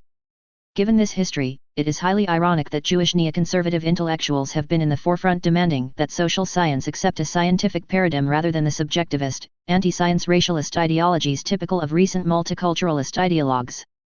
Thus Irving Louis Horowitz, 1993, shows that Jews dominated American sociology beginning in the 1930s and were instrumental in the decline of Darwinian paradigms and the rise of conflict models of society based on radical political theory. Horowitz notes, however, that this Jewish domination of sociology is now threatened by affirmative action hiring policies that place a cap on the number of Jews admitted to the profession as well as by the anti-Semitism and the politically motivated research agendas of these new ethnic minorities that increasingly influence the profession. Faced with this state of affairs, Horowitz, 1993-92, makes a plea for a scientific, individualist sociology. Jewish growth and survival are best served in a democratic polity and by a scientific community. The material reviewed here is highly relevant to developing a theory of how human-evolved psychology interfaces with cultural messages. Evolutionists have shown considerable interest in cultural evolution and its relation to organic evolution, Flynn 1997. Dawkins, 1976, for example, developed the idea of memes as replicating cultural units transmitted within societies. Memes may be adaptive or maladaptive for the individuals or the societies adopting them. In terms of the present undertaking, the Jewish intellectual and cultural movements reviewed here may be viewed as memes designed to facilitate the continued existence of Judaism as a group evolutionary strategy. Their adaptiveness for Gentiles who adopt them is highly questionable, however, and indeed, it is unlikely that a Gentile who believes that, for example, antisemitism is necessarily a sign of a pathological personality is behaving adaptively. The question is, what evolved features of the human mind make people likely to adopt memes that are inimical to their own interests? On the basis of the material reviewed here, one critical component appears to be that these memes are promulgated from highly prestigious sources, suggesting that one feature of our evolved psychology is a greater proneness to adopt cultural messages deriving from people and individuals with high social status. Social learning theory has long been aware of the tendency for models to be more effective if they have prestige and high status, and this tendency fits well with an evolutionary perspective in which seeking high social status is a universal feature of the human mind, MacDonald 1988a. Like other modeling influences, therefore, maladaptive memes are best promulgated by individuals and institutions with high social status, and we have seen that a consistent thread of the Jewish intellectual movements reviewed here has been that they have been promulgated by individuals representing society's most prestigious intellectual and media institutions, and they have attempted to cloak themselves in the veneer of science because of the high status of science. Individuals such as Freud have become cultural icons, true cultural heroes. The cultural memes emanating from his thought, therefore, have a much greater opportunity to take root in the culture as a whole. Also relevant is that the movements reviewed here typically occurred in an atmosphere of Jewish crypsis or semi-crypsis, in the sense that the Jewish political agenda was not an aspect of the theory and the theories themselves had no overt Jewish content.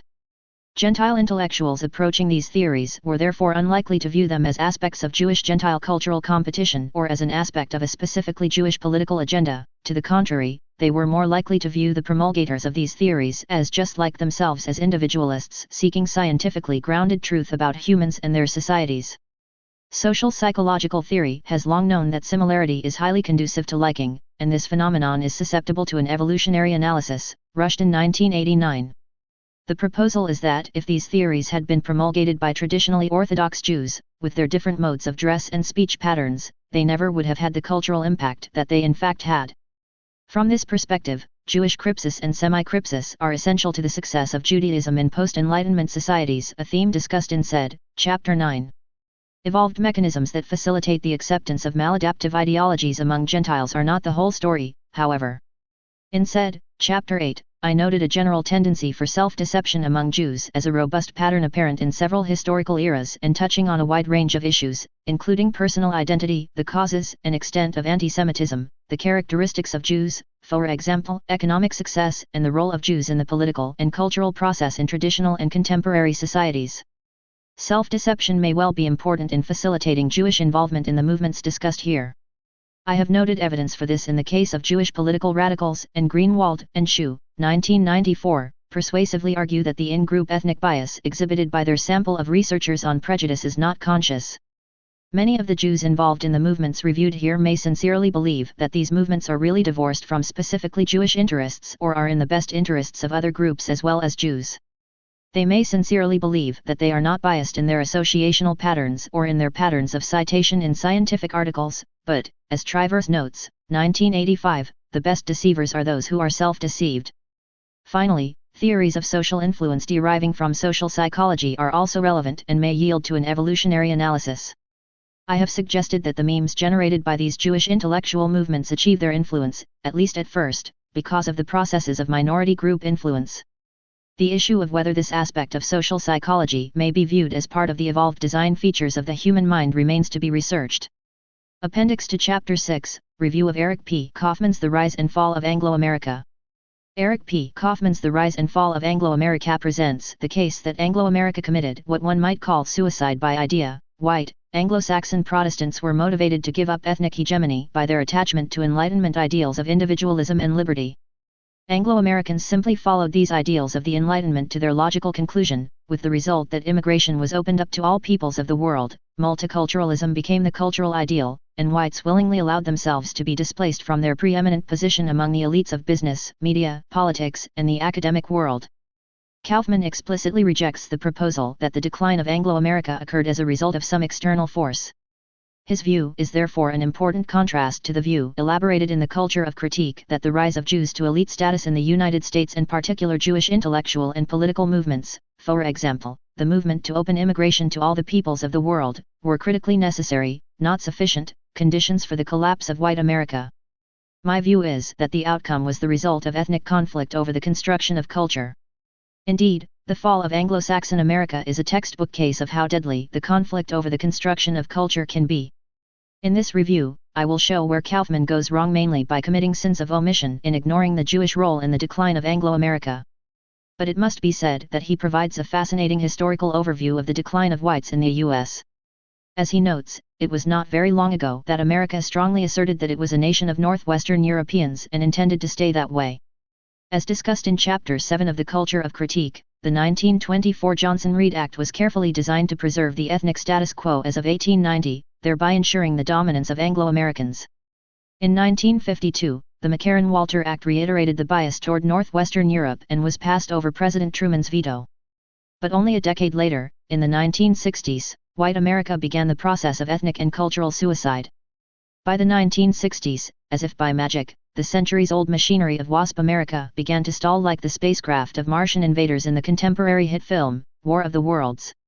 In 1960, the first non-Protestant president was elected.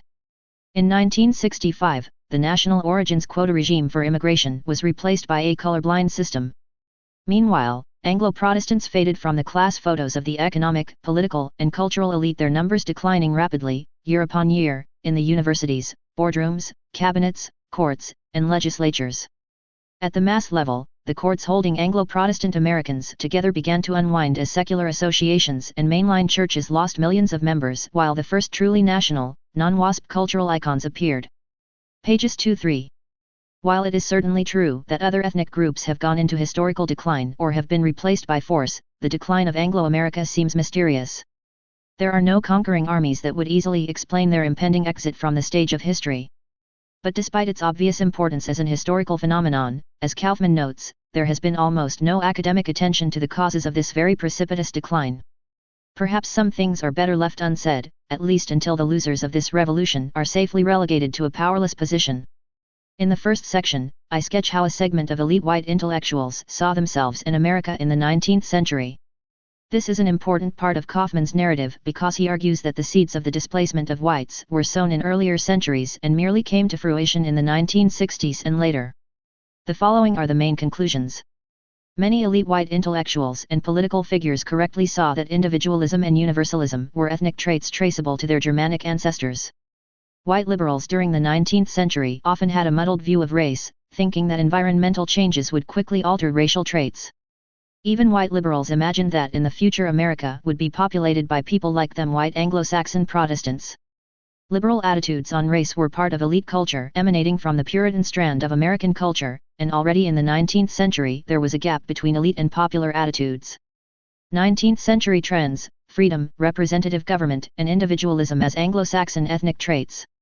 Confident assertions of white ethnic identity are virtually non-existent these days. However, Kaufman shows that in the 18th and 19th centuries, Anglo-Americans had a strong sense that they were the biological descendants of freedom-loving Anglo-Saxon tribes. The New England town meeting was likened to the Anglo-Saxon tribal council, and the statements of Tacitus regarding the free, egalitarian qualities of the Anglo-Saxons were given an American interpretation, p. 18. For example, Tacitus, the king or the chief, according to age, birth, distinction in war, or eloquence, is heard more because he has influence to persuade than because he has power to command. If his sentiments displease them, they reject them with murmurs; if they are satisfied, they brandish their spears. The yeoman farmer was considered the ethnic prototype. After drafting the Constitution, Thomas Jefferson stated that Americans are the children of Israel in the wilderness, led by a cloud by day and a pillar of fire by night, and on the other side, Hengist and Horsa, the Saxon chiefs from whom we claim the honor of being descended, and whose political principles and form of government we have assumed, pages 17-18, emphasis in text. Similar statements of ethnic confidence were common among intellectuals and politicians in the period preceding the Mexican-American War. For example, in 1846 Walt Whitman wrote, "What has miserable, inefficient Mexico to do with the mission of peopling the New World with a noble race?" p. 22. As a cultural historian, Kaufman interprets ethnic self-conceptions as myths. But in fact it is entirely reasonable to look for the peculiar traits and tendencies of Europeans as adaptations to prolonged life in a situation characterized by harsh climates and the relative absence of between-group competition. I have argued that evolution in the North has predisposed Europeans to the following two critical traits that are entirely unique among the traditional cultures of the world. 1. A de-emphasis on extended kinship relationships and a relative lack of ethnocentrism. 2. A tendency toward individualism and all of its implications: individual rights against the state, representative government, moral universalism, and science. In other words, Jefferson was quite probably correct to view the Anglo-Saxon tendencies toward individualism and representative government as ethnic traits. A critical feature of individualism is that group boundaries are relatively permeable and assimilation is the norm.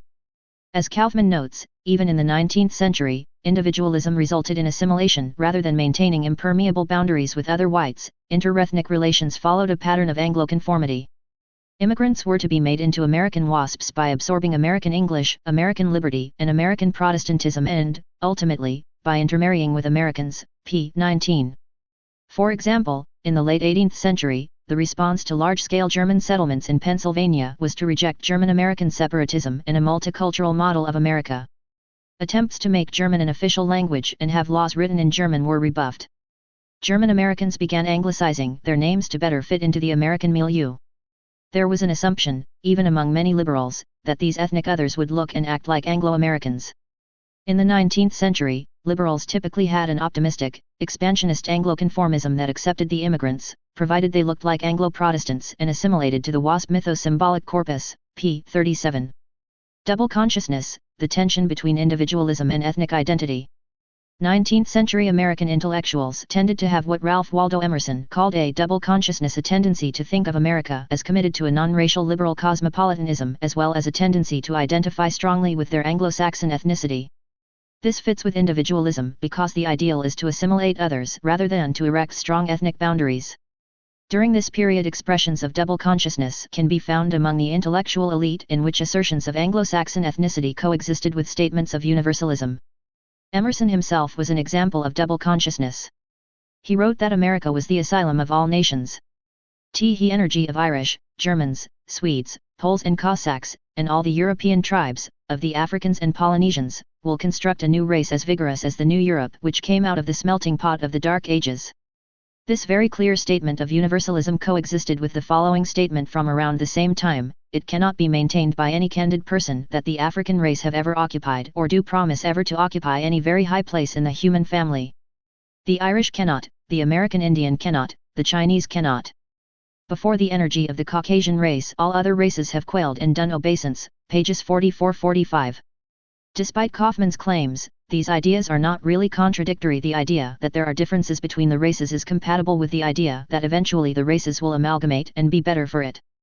In his book English Traits, Emerson acknowledges racial differences. Race is a controlling influence in the Jew who, for 2 millenniums, under every climate, has preserved the same character and employments. Race in the Negro is of appalling importance, p. 27. However, he maintains that racial boundaries are weak and that the best nations are those the most widely related, and navigation, as affecting a worldwide mixture, is the most potent advancer of nations, p. 28. What is odd is Emerson's belief that the English race could remain the English race even after absorbing other races. Emerson thought that immigrants to America would literally be assimilated to the English race. The foreign element in America, however considerable, is rapidly assimilated, resulting in a population of English descent and language, my emphasis. This is an example of the muddled thinking on race that was characteristic of many intellectuals during the 19th century. Kaufman reviews the various strains of 19th-century liberalism that de-emphasized white or Anglo-Saxon identity. These were not majority views, but they do point to a robust strand among secular and religious intellectual elites associated with a New England Puritan background in the direction of a deracinated cosmopolitanism. Emerson, certainly, was a liberal, as were his fellow transcendentalists and Unitarians. Muddled thinking about race, the influence of Lamarck. The bottom line is that, as Kaufman says, a good case can be made that ethnic, race, thinking in the 19th century was largely a muddled, incoherent enterprise, p. 54. The basic problem was that these thinkers were Lamarckians, that is, they believed that people could inherit traits that their ancestors had acquired during their lifetimes. With Lamarck rather than Darwin as inspiration, race and culture were conflated. Liberal intellectuals thought that blacks would become white with more education, like the running of a dirty stream into a pellucid lake which eventually clears leaving no trace of mud, p. 56. Immigrants of all strains could become good Anglo-Saxons. Lamarck's theory has always been a darling of the left because it holds the promise that inherited traits can easily be changed simply by changing the environment.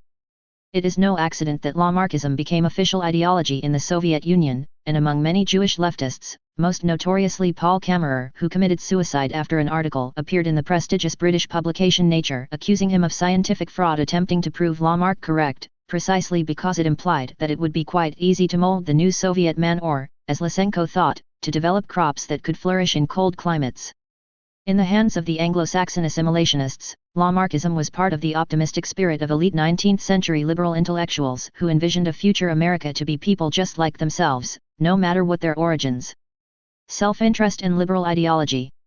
An ethnic tendency toward individualism makes people less likely to erect barriers to other groups.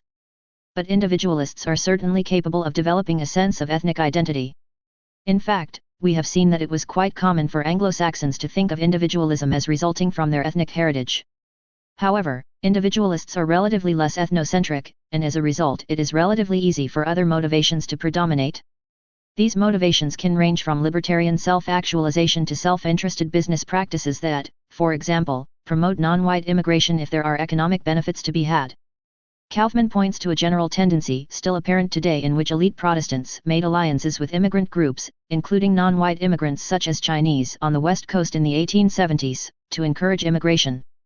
These forces opposed the forces of ethnic defense represented by middle and working-class Anglo-Protestants of both parties. To quell dissent within their party, Republican elites accused their populist wing of racism and ethnic bigotry, p. 59, a trend that remains quite common today. As is the case today, people with the most liberal attitudes were not personally threatened by upholding liberal attitudes, for example, pro-Chinese immigration in areas where there were no Chinese. Or liberals imagined that divine providence would keep Chinese numbers in the United States to a minimum, p. 65. Again, there is quite a bit of muddlement. Republicans like William Seward, who backed equal rights for blacks and favored Chinese immigration, fervently believed in the separation of the races and in the homogeneity of the nation, p. 65. For American liberal intellectual traditions from the late 19th century to the present, libertarian anarchism, liberal Protestantism, academic cultural determinism, and the secular left.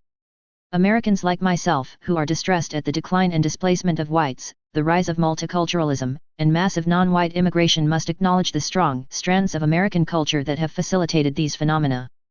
On one hand, individualism and its cluster of related traits, moral universalism, science, are the basic features of Western modernization, the features that have allowed Western cultures to dominate the world and to colonize areas far away from their European homeland.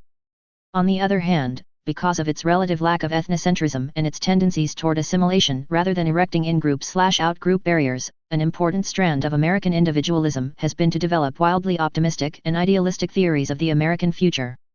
We have seen that liberal theorists of the 19th century saw future America as dominated by people who looked and thought like themselves. Even people from different races would ultimately become white Anglo-Saxon and Protestant no matter what their racial background. Kaufman points to 4 different liberal intellectual traditions, all of which had their origin in the 19th century and all still present today. Each of them may be seen as a different expression of individualism. Libertarian anarchism. The 19th century liberal intellectual tradition of the Transcendentalists and Unitarians stemmed from the Puritan tradition centered in New England and its elite universities. Another strain of New England liberalism is represented by the libertarian anarchists, typified by Benjamin Tucker, a believer in unfettered individualism and opposed to prohibitions on non-invasive behavior, free love, etc. But even these libertarians were conscious that their attitudes sprang from their ethnic heritage.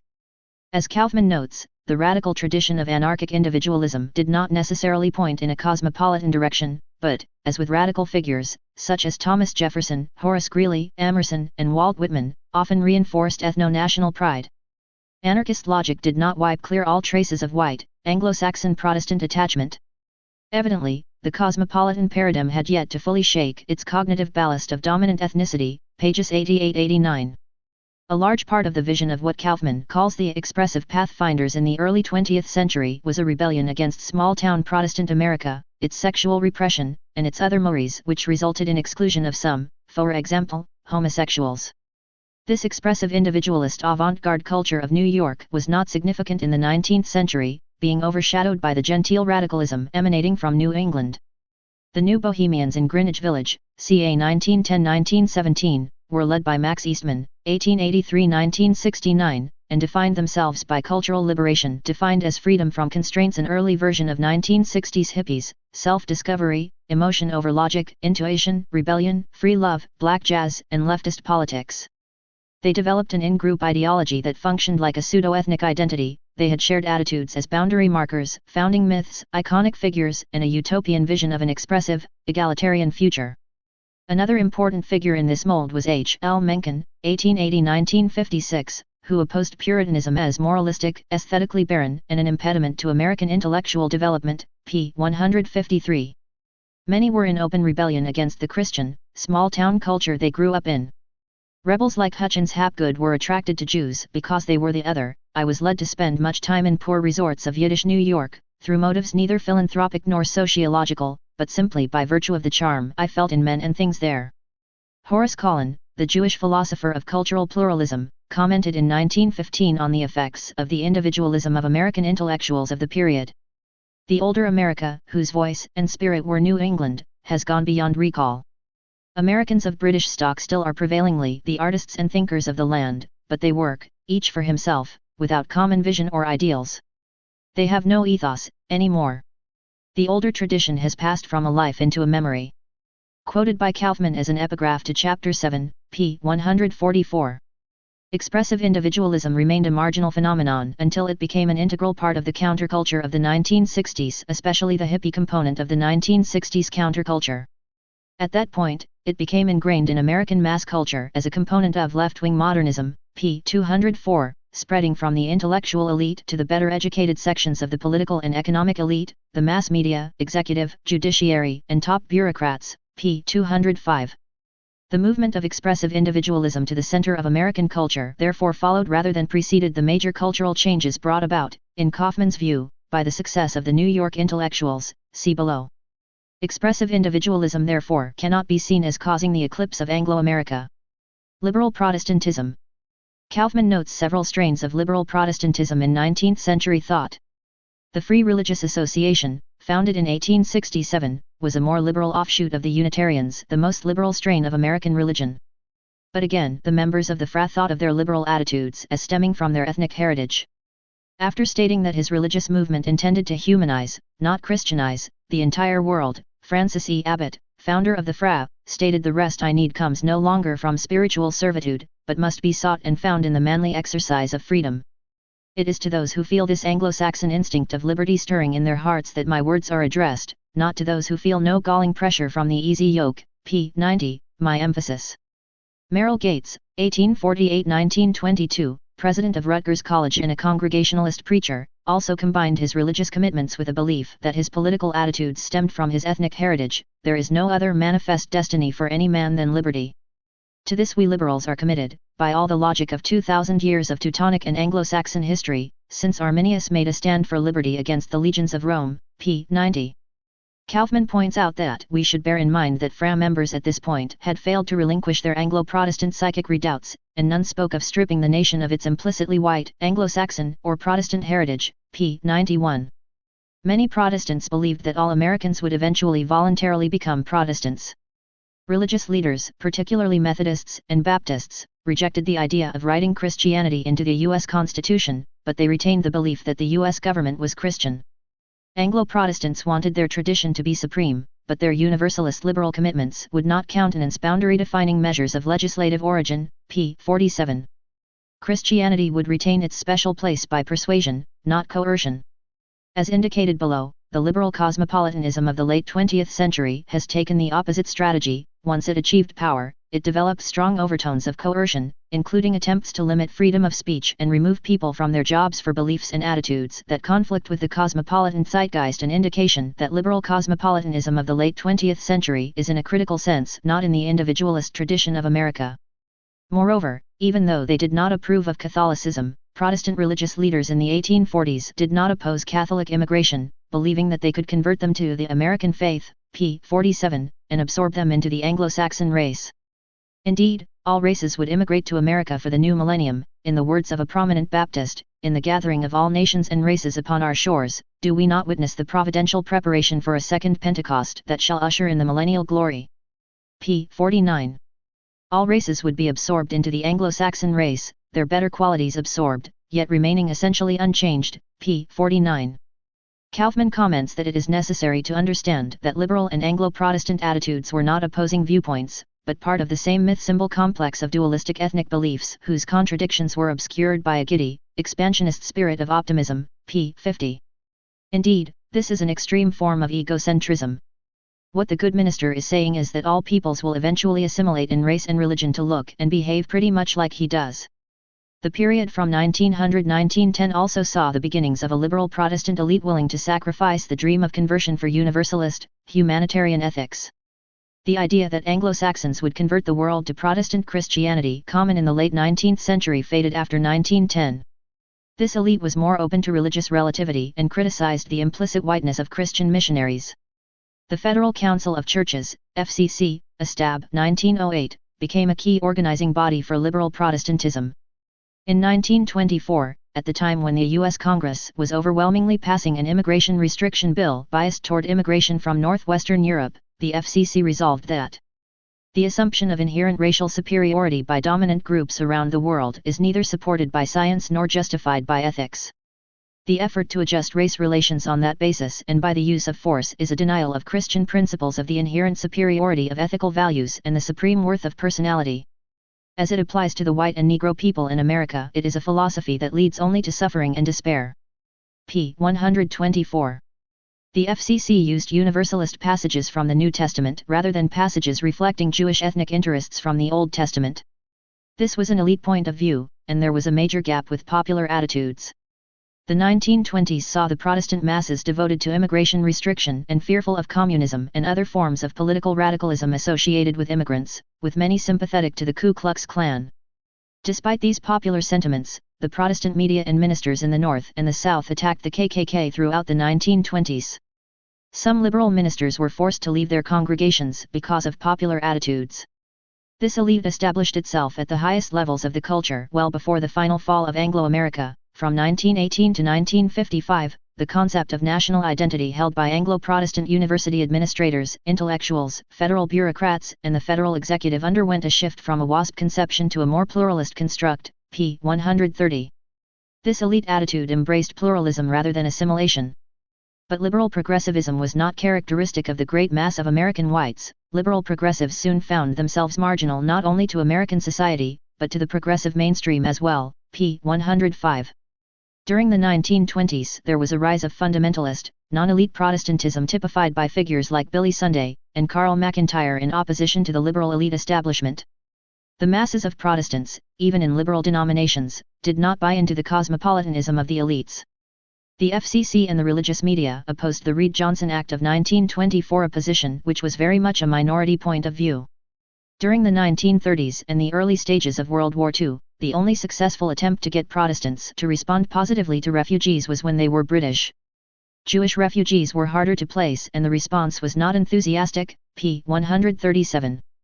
The FCC had no success in lobbying for the Wagner-Rogers bill that called for 20,000 German Jewish children to be admitted outside the quotas. The FCC entered the mainstream when it condemned communism after World War II. But the leadership of the FCC, now called the NCC, remained well to the left of its constituents throughout. A study in the late 1960s showed that 33% of laity advocated civil rights activism versus 64% of clergy, 89% of laity felt black problems were their own fault, versus 35% of clergy. 42% of laity backed the national origins provisions versus only 23% of clergy. Kaufman says that the elite had little effect on the attitudes of the laity. The liberal progressives and ecumenical Protestants were an elite of university-educated people who self-consciously thought of themselves as a better element, that is, they had a sense of moral superiority. But Kaufman acknowledges that this genteel liberal progressive vision was limited, p. 144, and by itself probably would not have resulted in profound cultural change. In general, the liberal elite among the religions moved in step with their secular liberal brethren. That is, they followed secular trends rather than led the trends, and as a result they are ultimately of little importance for understanding the fall of Anglo-Saxon America. Academic cultural determinism and anti-Darwinism. In academic history in the late 19th century, Frederick Jackson Turner thought of America as a melting pot in which the frontier environment fused immigrants into an American race. The new race would not be Anglo-Saxon or English but distinctively American. Turner was therefore a Lamarckian, a believer in the idea that acquired traits could be inherited. The American frontier environment shaped the characteristics of the new race, which were then passed down as genetic traits. Nevertheless, Turner was not sympathetic to the new immigrants. Evidently, Turner had merely emphasized one part of his inherited American ethnic mythology, frontier, liberty, agrarianism, without jettisoning the other symbols, Protestantism, Nordic whiteness, p. 52. But, as Kaufman notes, it was a short step from Turner's ideas to even more radical forms of liberal cosmopolitanism. His general perspective was assimilationist distrust of new immigrants combined with hope that they would become culturally assimilated to Anglo-Saxon culture and a common racial identity. In the 20th century, Franz Boas and his students dominated the American Anthropology Association and had a wide influence in other academic disciplines. Bayesian anthropology is the premier cultural determinism theory of the 20th century and may be considered a Jewish intellectual movement. Kaufman almost completely ignores Boas's influence, but, as discussed below, the Boasians were critical to the demise of Darwinism in the social sciences, and the demise of Darwinism was a critical linchpin in underlying any viable intellectual basis for Anglo-Saxon ethnic defense. As discussed below, without a Darwinian theory, the way was open to the erection of a culture in which the intellectual establishment would view the eclipse of Anglo-America as a moral imperative. The secular left. Kaufmann credits two Jews, Felix Adler, 1851–1933, and Israel Zangwill, 1864–1926, discussed in Chapter 7, with pushing the 19th-century American Universalist tendencies to the point of completely rejecting ethnicity altogether. Adler founded the New York Society for Ethical Culture in 1876 and became president of the Free Religious Association, see above, in 1878. Kaufmann quotes Adler as advocating the dissolution of Judaism via assimilation and eventually withering away. Individual members of the Jewish race will look about them and perceive that there is as great and perhaps greater liberty in religion beyond the pale of their race and will lose their peculiar idiosyncrasies, and their distinctiveness will fade. And eventually, the Jewish race will die, p. 92. However, Adler believed that Jews should only universalize themselves out of existence when the task of ethnic dissolution of non-Jews was complete, p. 92. Indeed, Adler declared that so long as there shall be a reason of existence for Judaism, so long the individual Jews will keep apart and will do well to do so, p. 92. According to Adler, then, the reason for existence of Judaism was to evangelize his new universalist religion of ethical culture until the whole world was converted. Kaufmann observes that under Adler's influence Anglo-Protestant thinkers would call for Anglo-Protestantism's termination as forthrightly as Adler did for the Jews, p. 92. In fact, the Anglos applied Adler's doctrine more thoroughly than he advocated for his own ethnic group. Indeed, Adler's ideas are remarkably congruent with the ideas of prominent Reform Judaism rabbis of the period. Kaufmann Kohler, 1843–1926, is an important example of the Reform tendency, also seen, for example, in Kohler's mentor, David Einhorn, 1809–1879, and Samuel Hirsch, 1815–1889, to assert that Jewish ethics is universalistic while at the same time maintaining that Israel must remain separate while presenting a moral beacon to the rest of humanity, a beacon of universalism and ethnic dissolution of non-Jews. As I note in Separation and its Discontents, Chapter 7, one cannot underestimate the importance of the fact that the central pose of post-Enlightenment Jewish intellectuals is a sense that Judaism represents a moral beacon to the rest of humanity. This suggests that Adler retained a Jewish identity. Adler was married to a Jewish woman and maintained Jewish associates, for example, a close friendship with Louis Brandeis. Brandeis, who was an important Zionist activist of the period, was married to a sister of Adler's wife. But Adler left Judaism for a more rigorous, universalist and humanist non-theistic ministry that was combined with progressive social action. Adler was thus the prototype of the 20th century secular, leftist Jewish political activist, opposing Anglo-Saxon ethnic hegemony and making alliances with non-Jews with similar political sympathies. My review of Jewish leftists, see Chapter 3, shows that they typically retained a strong sense of Jewish identification, often not explicitly and not religiously, but rather in their friends, associates, spouses, and attitudes toward Jewish issues, especially anti-Semitism. Many Jewish leftists who denied having Jewish identities found that they had a profound commitment to Judaism with the rise of National Socialism in Germany and to Israel during the Six-Day War of 1967. In general, Jewish identification of non-religious Jews is complex, with Jewish identity more likely to surface during perceived threats to Jews. Israel Zangwill, the other Jewish advocate of ethnic dissolution highlighted by Kaufmann, had a strong Jewish identity. Despite marrying a non-Jew and advocating the dissolution of all ethnic groups, Zangwill was a prominent advocate of a Jewish homeland and was active in Jewish politics throughout his life. Indeed, Zangwill was well aware that Anglo-Saxon ideals of individualism and universalism could be used in the battle against immigration restriction. During the debate on the 1924 immigration law, the House Majority Report emphasized the Jewish role in defining the intellectual battle in terms of Nordic superiority and American ideals rather than in the terms of an ethnic status quo actually favored by the committee. The cry of discrimination is, the committee believes, manufactured and built up by special representatives of racial groups, aided by aliens actually living abroad. Members of the committee have taken notice of a report in the Jewish Tribune, New York, February 8, 1924, of a farewell dinner to Mr. Israel Zangwill which says, Mr. Zangwill spoke chiefly on the immigration question, declaring that if Jews persisted in a strenuous opposition to the restricted immigration there would be no restriction. If you create enough fuss against this Nordic nonsense, he said, you will defeat this legislation. You must make a fight against this bill, tell them they are destroying American ideals. Most fortifications are of cardboard, and if you press against them, they give way. Although Kaufmann represents Zangwill as advocating the melting together of all racial groups, the reality is a bit more subtle. Zangwill's views on Jewish-Gentile intermarriage were ambiguous at best, and he detested Christian proselytism to Jews. Zangwill was an ardent Zionist and an admirer of his father's religious orthodoxy as a model for the preservation of Judaism. He believed Jews were a morally superior race whose moral vision had shaped Christian and Muslim societies and would eventually shape the world, although Christianity remained morally inferior to Judaism. Jews would retain their racial purity if they continued to practice their religion. So long as Judaism flourishes among Jews, there is no need to talk of safeguarding race or nationality, both are automatically preserved by the religion. Zangwill, quoted in Israel Zangwill, by Joseph Lefkowitz, 1957, 161. Despite the fact that the country as a whole had moved toward ethnic defense, often with an explicitly Darwinian rationale, Adler was part of a network of leftists who worked to undermine the cultural and ethnic homogeneity of the U.S. An important note in this network was the settlement house movement of the late 19th century, early 20th century. The settlements were an Anglo-Saxon undertaking that exhibited a noblesse oblige still apparent in some white leftist circles today. They were residences occupied by upper-middle-class workers whose profile was that of an idealistic Anglo-Saxon, university-educated young suburbanite, male or female, in his or her mid-twenties, p. 96. The movement explicitly rejected the idea that immigrants ought to give up their culture and assimilate to America, to put the immigrants, as individuals, on an equal symbolic footing with the natives. A concept of the nation was required that would not violate the human dignity of the immigrants by denigrating their culture, p. 97.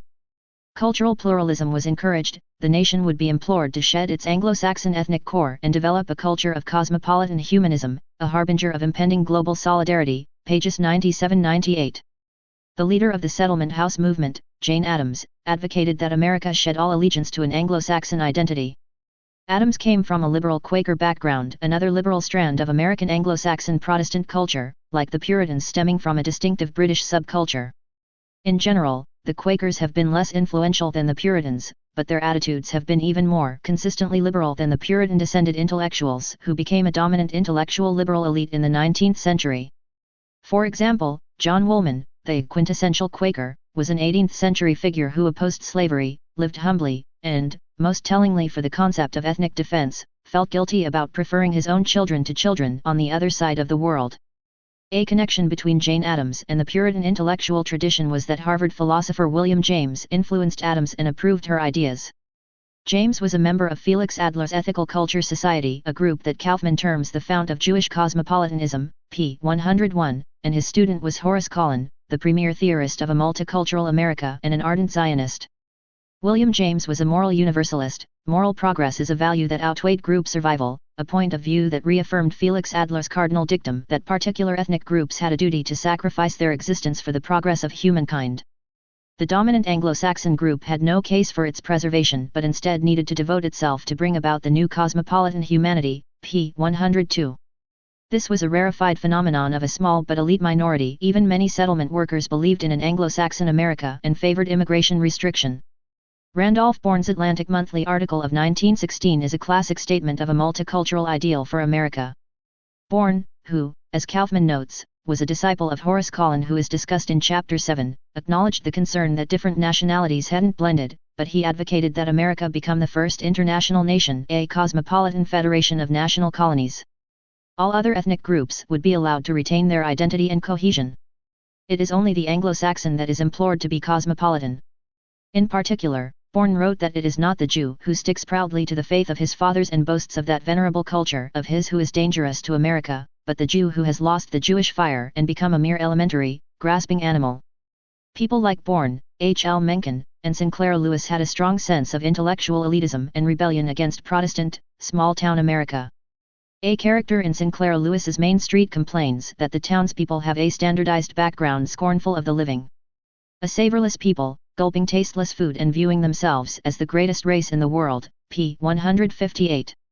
The character was mildly excited by Scandinavian immigrants but deplored the fact that they were absorbed without a trace into the mainstream Protestant culture of America. These attitudes could also be found among Jewish intellectuals. Walter Lippmann called America a nation of villagers, p. 156, a harbinger of the hostility of Hollywood to small-town America discussed below. The period of ethnic defense, 1880–1965. We have seen that the view that America was the product of Anglo-Saxon ethnicity coincided with optimistic ideas among elite liberal intellectuals about an Anglo-Saxon future. Towards the end of the 19th century, however, as America was coming to grips with large-scale immigration from Southern and Eastern Europe, such optimistic views of an Anglo-Saxon future were more and more difficult to defend, especially because a large number of the immigrants were, correctly, seen as politically radical and inassimilable. The decades leading up to the passage of the 1924 immigration law were a period of ethnic defense. Optimistic, liberal views on immigration persisted among a small group of intellectuals, but they were politically powerless. And among many intellectuals, Darwinism rather than Lamarckism won the day.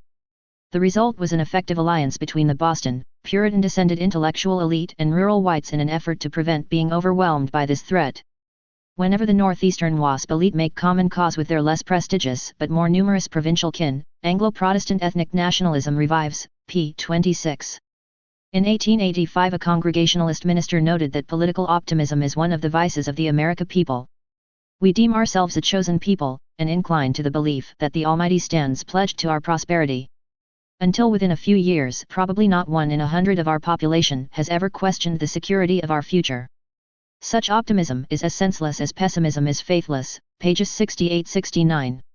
Optimistic, laissez-faire attitudes ended, and Protestant thinkers started to take labor's side rather than capital's because of a felt need for social cohesion. By the 1890s, the need for immigration restriction was universally accepted, p. 71, among Baptists, and similar trends were apparent in other Protestant sects, even including the elite and liberal-tending Congregationalists. True to their universalist intentions, Protestants did not oppose immigration until they realized that the new immigrants were not susceptible to conversion. Kaufman notes that business interests remained opposed to immigration restriction, but he fails to mention the very strong role that Jewish organizations played in delaying immigration restriction until the 1920s, long after popular opinion advocated restriction, see Chapter 7. For example, writing in 1914, the sociologist Edward A. Ross believed that liberal immigration policy was exclusively a Jewish issue. Although theirs is but a seventh of our net immigration, they led the fight on the Immigration Commission's bill. The power of the million Jews in the metropolis lined up the congressional delegation from New York in solid opposition to the literacy test. The systematic campaign in newspapers and magazines to break down all arguments for restriction and to calm nativist fears is waged by and for one race. Hebrew money is behind the National Liberal Immigration League and its numerous publications. From the paper before the commercial body or the scientific association to the heavy treatise produced with the aid of the Baron D. Hirsch Fund, the literature that proves the blessings of immigration to all classes in America emanates from subtle Hebrew brains. E. A. Ross, The Old World and the New, The Significance of Past and Present Immigration to the American People, 1914, 144-145. Kaufman attributes the rise in restrictionist sentiment to social gospel concerns among religious people. The social gospel movement galvanized the process of ethnic closure by concentrating Protestant minds on this worldly social factors such as the rise of the industrial city, capital labor conflict, and the need for legislation forces they had traditionally been loath to consider, p. 81. But he also attributes it to the realization that the new immigrants would not convert to Protestantism and to the rise of race theories, although he doesn't really discuss the latter. The lack of emphasis on race theories is a major omission. One of the most important trends beginning around 1900 was the rise of Darwinian racial theories. As I noted elsewhere, Christianity was a deeply embedded aspect of the culture of the Northern Europeans, but it played a remarkably small role in the battles with the emerging Jewish elite. Far more important for framing these battles were Darwinian theories of race. The early part of the 20th century was the high watermark of Darwinism in the social sciences. It was common at that time to think that there were important differences between the races, that races differed in intelligence and in moral qualities. Not only did races differ, but they were in competition with each other for supremacy. Schooled in the theories of Madison Grant, Lothrop Stoddard, Henry Pratt Fairchild, William Ripley, Gustav L. E. Bond, Charles Davenport, and William McDougall, this generation of U.S. military officers and other American elites viewed themselves as members of a particular race and believed that racial homogeneity was the sine qua non of every stable nation-state. They regarded their racial group as uniquely talented and possessed of a high moral sense. But, more importantly, whatever the talents and vulnerabilities of their race, they held it in the highest importance to retain control over the lands they had inherited as a result of the exploits of their ancestors who had conquered the continent and tamed the wilderness. And despite the power that their race held at the present, there was dark foreboding about the future, reflected in the titles of some of the classic works of the period, Grant's The Passing of the Great Race and Stoddard's The Rising Tide of Color Against White World Supremacy and the Revolt Against Civilization, The Menace of the Underman. Blue bloods like Henry Cabot Lodge and Madison Grant, who descended from the Puritans, were extolling the virtues of Northern Europeans and funding the movement to end immigration, a battle that ended with the ethnically defensive immigration law of 1924. A. Lawrence Lowell, president of Harvard, vice president of the Immigration Restriction League, and descendant of Puritans, opposed the nomination of Louis Brandeis as a Supreme Court justice because of Brandeis' ardent Zionism, supported quotas on Jewish students, 15%, supported racial segregation, and opposed homosexuality. The prominence of Darwinian theories of race was not confined to the U.S. but was dominant among intellectuals in Europe, including Benjamin Disraeli, Arthur D. Gobineau, Houston Stewart Chamberlain, Gustav L. E. Bonn, and a large number of Jewish racialist theorists mostly associated with Zionism. Kaufman's lack of discussion of the eclipse of racial Darwinism is a major omission because the defeat of racial Darwinism was a major thrust of Jewish intellectual and political movements, particularly Bayesian anthropology, as discussed in Chapter 2. The defeat of the Darwinians had not happened without considerable exhortation of every mother's son standing for the right. Nor had it been accomplished without some rather strong pressure applied both to staunch friends and to the weaker brethren, often by the sheer force of Boas's personality. Stocking 1968, 286. By 1915 the Boasians controlled the American Anthropological Association and held a two-thirds majority on its executive board. By 1926 every major department of anthropology was headed by Boas's students, the majority of whom were Jewish. As John Hyam noted, by the time of the final victory in 1965, which removed national origins and racial ancestry from immigration policy and opened up immigration to all human groups, the Bayesian perspective of cultural determinism and anti-biologism had become standard academic wisdom. The result was that it became intellectually fashionable to discount the very existence of persistent ethnic differences. The whole reaction deprived popular race feelings of a powerful ideological weapon. As indicated in the following section, the demise of Darwinism had major implications because it removed the only intellectually viable source of opposition to cosmopolitan ideology and a cultural pluralist model of America. In the absence of an intellectually respectable defense, ethnic defense was left to conservative religion and the popular attitudes of the less educated. These were no match for the cosmopolitan intellectuals who quickly became ensconced in all the elite institutions of the U.S., especially the media and the academic world. The rise of Jewish influence. In the 1930s, the secular tradition of the American left was energized by Jewish radicalism centered around Partisan Review, The Nation, and the New Republic. The crux of the issue is the relative weight of Anglo-Saxon and Jewish influence in this movement. Kaufman claims that the Anglo-Saxon and Jewish influences were equal and influenced each other in dialectical fashion. In making this claim, Kaufman relies on intellectual historian David Hollinger in his 1985 book In the American Province. In David Hollinger's estimation, these new intellectuals were formed from an equal fusion of Jewish and Anglo-Saxon radicalism and should be considered a united community, if not a surrogate ethne. Nor was there asymmetry of influence, the two groups of ethnic exiles influenced each other in dialectical fashion, citing Hollinger 1985, 58, 63, emphasis in Kaufman. This view acknowledges Jewish influence but finds an equal influence coming from Anglo-Saxons. I believe that such an interpretation is inadequate for the following reasons. 1. Interpreting the New York intellectuals as a Jewish movement. In a later work, Science, Jews, and Secular Culture, Hollinger, 1996, 160, places more emphasis on Jewish influence, drawing attention to a secular, increasingly Jewish, decidedly left-of-center intelligentsia based largely but not exclusively in the disciplinary communities of philosophy and the social sciences. Rather than focusing on the suicide of white Protestants, Hollinger, 1996, 4, notes the transformation of the ethno-religious demography of American academic life by Jews in the period from the 1930s to the 1960s, as well as the Jewish influence on trends toward the secularization of American society and in advancing an ideal of cosmopolitanism, p. 11. Kaufman at several points notes the importance of John Dewey as a white Protestant leftist critic of American culture. However, Hollinger notes the role of Jewish intellectuals in magnifying the influence of people like Dewey. If lapsed Congregationalists like Dewey did not need immigrants to inspire them to press against the boundaries of even the most liberal of Protestant sensibilities, Dewey's kind were resoundingly encouraged in that direction by the Jewish intellectuals they encountered in urban academic and literary communities, Hollinger 1996, 24. Other authors have interpreted the New York intellectuals as a Jewish movement, see Chapter 6. Cooney, 1986, notes a continuity of perspective in the work of the New York intellectuals running through the 1930s and 1940s. New York intellectuals embraced cosmopolitan values. Their loyalty to those values was intensified by their consciousness of being Jewish, and that consciousness helped to make the partisan review variant of cosmopolitanism a discrete intellectual position, p. 245. Michael Resson, 1994, 33, refers to Dwight MacDonald, another Trotskyist contributor to Partisan Review, as a distinguished boy among the Partisanskis. 2. Jewish identification among the New York intellectuals. It is certainly true that non-Jewish members of the New York intellectuals had no sense of ethnic identity. However, Kaufman implicitly interprets the New York intellectuals as deracinated cosmopolitans, and this is not the case.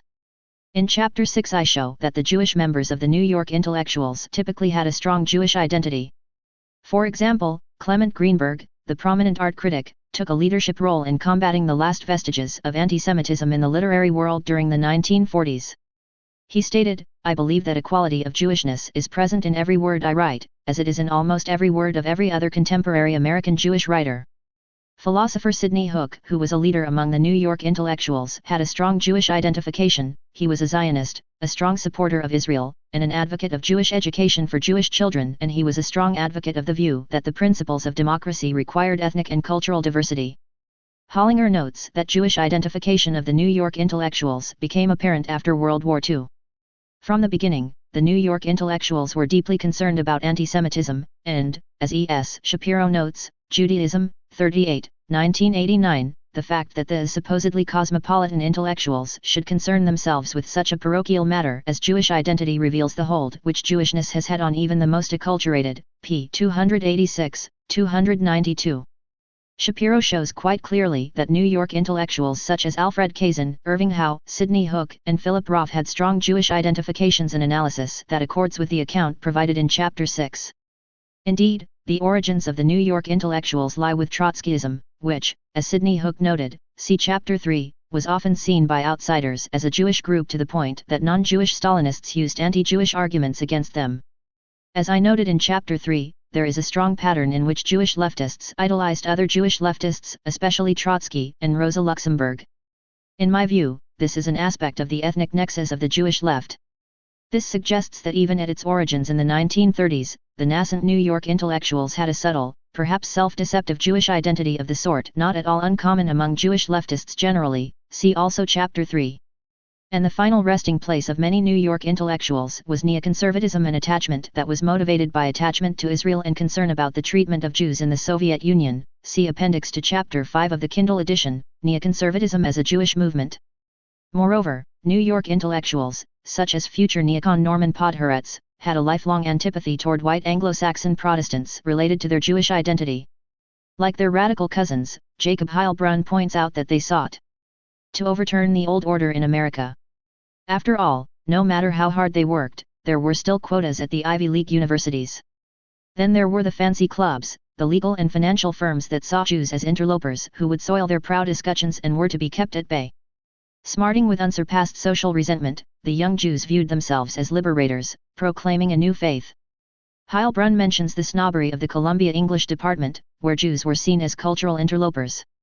This attitude, which also prevailed on Wall Street and at the State Department, produced a lifelong antipathy toward the patrician class among the neocons and prompted them to create their own parallel establishment. The result, as Norman Podhoretz phrased it, was to proclaim a war against the WASP patriciate. It was a war that was motivated by their Jewish identity. 3. Jewish intellectual movements that influenced the New York intellectuals. Kaufman fails to acknowledge that the major influences on the New York intellectuals were other Jewish intellectual movements, in particular psychoanalysis and the Frankfurt School. Kaufman does note that there was a flight of intellectuals to New York from Germany in the 1930s, but fails to note that many of the most influential refugees from National Socialism were Jews, and that this group gave rise to the Frankfurt School and its landmark work, The Authoritarian Personality. The elitist, anti-populist attitudes of the Frankfurt School paralleled the attitudes of the New York intellectuals and likely influenced them. Indeed, some of the New York intellectuals are also associated with the Frankfurt School, see Chapter 5. Common themes in this body of writing are hostility to American populism, the need for leadership by an elite of intellectuals, and the belief that concern by whites about ethnic displacement and the rise of the power of ethnic minorities is irrational and indicative of psychiatric disorder. This point should be emphasized. The New York intellectuals and the Frankfurt School developed a widely disseminated theory, based on psychoanalysis, itself a Jewish intellectual movement. See Chapter 4, in which concern for ethnic displacement and the rise of minority power were indications of psychopathology, a result of the ease with which psychoanalysis could be used to rationalize political goals. Although this theory lacked empirical support and would have been viewed as ridiculous had Darwinism prevailed in the social sciences, the displacement of whites had developed an intellectually respectable and thus powerful theoretical rationale. Although these intellectuals began their careers as Marxists, they framed their ideas in language that was more acceptable to an American audience and often appealed to American ideals of democracy and freedom. For example, Sidney Hook argued that democracy required multiculturalism. An influential paradigm of this approach is the authoritarian personality, a product of the Frankfurt School that was funded by the AJ Committee and the subject of Chapter 5. The Frankfurt School advocated radical individualism not because of their allegiance to the Enlightenment, but as a useful tool for ending anti-Semitism and preventing mass movements of the right. As noted in Chapter 5 describing Theodor Adorno, the lead author of The Authoritarian Personality, the former communist had become an advocate of radical individualism. The epitome of psychological health for the authors of The Authoritarian Personality is the individualist who is completely detached from all in-groups, including his or her family. They have a strong sense of personal autonomy and independence. The authoritarian personality influenced a number of influential Jewish sociologists and historians associated with the New York intellectuals either centrally, Daniel Bell, Nathan Glazer, Seymour Martin Lipset, David Reisman, and Edward A. Shills, or peripherally, Richard Hofstadter, Oscar Handlin. All of these writers were professors at prestigious academic institutions, Harvard, Columbia, University of California Berkeley, University of Chicago. Several of these academics, notably Oscar Handlin, wrote about the desirability of ending the national origins provision of U.S. immigration law. 4. The role of the organized Jewish community. Jewish organizations were involved in funding research in the social sciences, particularly social psychology, and there developed a core of predominantly Jewish academic activists associated with the New York intellectuals who worked closely with Jewish organizations. For example, the American Jewish Committee financed the Authoritarian Personality Project and the research of Franz Boas. It also published Commentary, a flagship journal of the New York intellectuals. The ADL funded the Patterns of American Prejudice series that included books written by New York intellectuals and Jewish activists such as Seymour Martin Lipset and Earl Robb. There was also smooth congruence between the New York intellectuals and the organized Jewish community in their support for ending the Western European bias of U.S. immigration policy throughout the entire period leading up to the 1965 law. The organized Jewish community was the most important force in enacting the 1965 law, which changed the ethnic balance of the country, ensuring that whites will be a minority in the U.S. well before 2050, see Chapter 7. In historical perspective, the 1965 law will prove to be the biggest single factor in the decline of Anglo-America. Stuart Svonkin shows that cultural pluralism was a hallmark of the intergroup relations movement that was spearheaded by the organized Jewish community following World War II. 500 The Bojan ideology that there were no racial differences as well as the Bojan ideology of cultural relativism, see Chapter 2, and the importance of preserving and respecting cultural differences deriving from Horace Collin, see Chapter 7, were important ingredients of educational programs sponsored by these Jewish activist organizations and widely distributed throughout the American educational system. By the early 1960s, an ADL official estimated that 1/3 of America's teachers had received ADL educational material based on these ideas. The ADL was also intimately involved in staffing, developing materials, and providing financial assistance for workshops for teachers and school administrators, often with involvement of activist social scientists from the academic world, an association that undoubtedly added to the scientific credibility of these exercises. Finally, the organized Jewish community was pivotal in advancing the cause of civil rights, another pillar of the cosmopolitan revolution. Jews contributed from 2/3 to 3/4 of the money for civil rights groups during the 1960s. Jewish groups, particularly the American Jewish Congress, played a leading role in drafting civil rights legislation and pursuing legal challenges related to civil rights issues mainly benefiting blacks.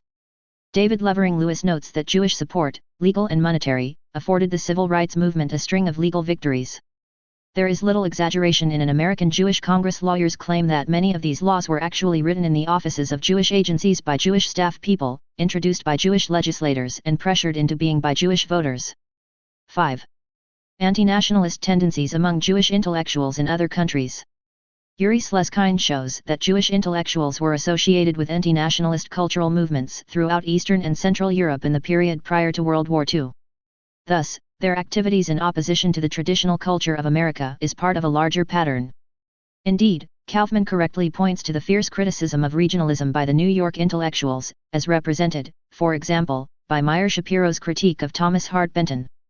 The appeal to national sentiment should set us on guard, whatever its source.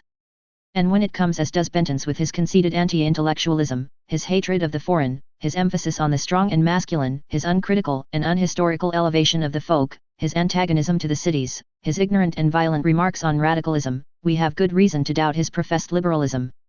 Thomas Hart Benton, from his The Sources of Country Music series. Thomas Craven, an ally of Benton, returned the favor, describing Alfred Stieglitz, a prominent village radical, as a Hoboken Jew without knowledge of, or interest in, the historical American background, p. 163.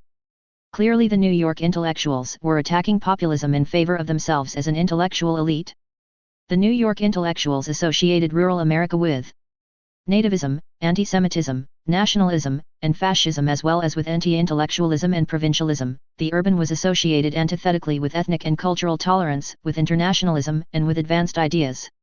The New York intellectuals simply began with the assumption that the rural, with which they associated much of American tradition and most of the territory beyond New York, had little to contribute to a cosmopolitan culture.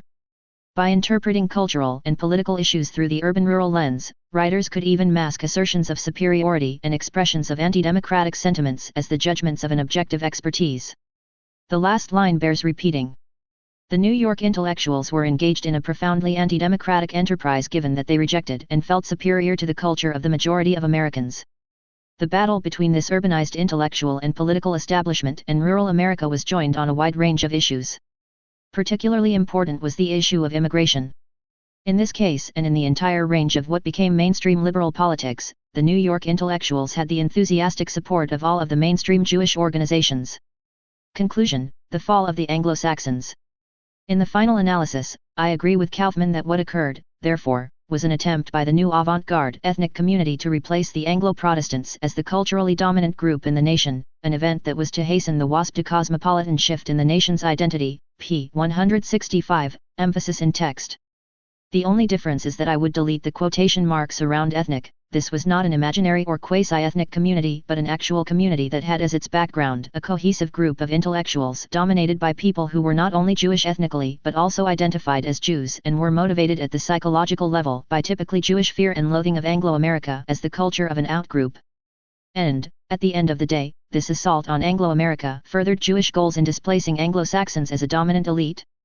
As Kaufman notes, p. 165, a critical source of the success of the New York intellectuals, and, I have argued, the other influential intellectual movements discussed in Kafka, was that they were welcomed by elite universities and the media. Kaufman states that there emerged the new liberal value consensus, in which artists, writers, academics, and the U.S. government were united, was social democratic, cosmopolitan, and modernist, p. 166. The New York intellectuals achieved cultural hegemony, p. 166, they had captured America from the top down, leaving American dominant ethnicity rudderless. It was now only a question of time before cosmopolitanism would achieve the institutional inertia necessary for it to triumph as a mass phenomenon, p. 166. As noted above, it would be more accurate to say that American dominant ethnicity was left defenseless because of the triumph of Bayesian anthropology and the demise of Darwinism in the social sciences. The new cosmopolitan culture occupied the high grounds in American society, particularly the mass media and the academic world. Kaufman cites sociologist Mario Diani. Social movements tend to succeed to the extent that leaders of a movement possess social capital, in the form of social ties to the mass media, corporate cultural intermediaries, and the state intelligentsia, where dominant interpretations of reality are generated. This was certainly true of the New York intellectuals and the other Jewish intellectual and political movements discussed in The Culture of Critique. Kaufman also stresses the rise of the national media with liberal values, resulting in broad exposure to the New York/Washington/Hollywood elite, p. 189, with the result that increased exposure to social idealism brought on by higher education and, vicariously, by a higher educated media, socialized a larger proportion of Americans into a liberal worldview, p. 190. Kaufman stresses the role of expressive individualism and its promotion by the media as a factor in Anglo-Saxon decline. Expressive individualism is confined to Anglos, while embracing ethnic identification is for other ethnic groups. In aggregate, This individualism results in a transcendent attitude toward the bland WASP background culture but endorses a conservationist posture toward what are perceived to be more interesting foreground ethnic cultures, p. 227. Ethnic identification by non-whites is welcomed, partly as a means of increasing the diversity of experience available to the expressive self, p. 227. A good example is modern art where abstract forms produced by Anglos coexist with expressions of ethnic assertiveness by non-whites. Although he emphasizes the role of the media in the decline of Anglo-Saxon America, Kaufman fails to discuss the very prominent role of Jews in the media.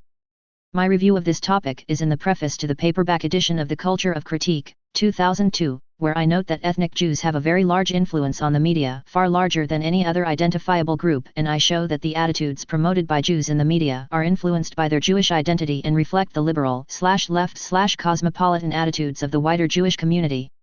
Relevant to Kaufman's emphasis on expressive individualism as contributing to the decline of Anglo-Saxon America, the difference between the Hollywood elite and both the traditional elites and the general public is clearest on expressive individualism, a dimension tapping ideas of sexual liberation, including approval of homosexuality, moral relativism, and a disdain for religious institutions. The movie elite is also more tolerant of unusual or deviant lifestyles and of minority religions and ethnic groups. Like the New York intellectuals, the media also has a very negative attitude towards small-town America, as noted by Ben Stein among writers in Hollywood. The typical Hollywood writer is of an ethnic background from a large eastern city, usually from Brooklyn, i.e., they have a Jewish background. He grew up being taught that people in small towns hated him, were different from him, and were out to get him, i.e., small-town people are anti-Semites. As a result, when he gets the chance, he attacks the small town on television or the movies. The television shows and movies are not telling it like it is, instead they are giving us the point of view of a small and extremely powerful section of the American intellectual community, those who write for the mass visual media. What is happening, as a consequence, is something unusual and remarkable. A national culture is making war upon a way of life that is still powerfully attractive and widely practiced in the same country. Feelings of affection for small towns run deep in America, and small town life is treasured by millions of people. But in the mass culture of the country, a hatred for the small town is spewed out on television screens and movie screens every day.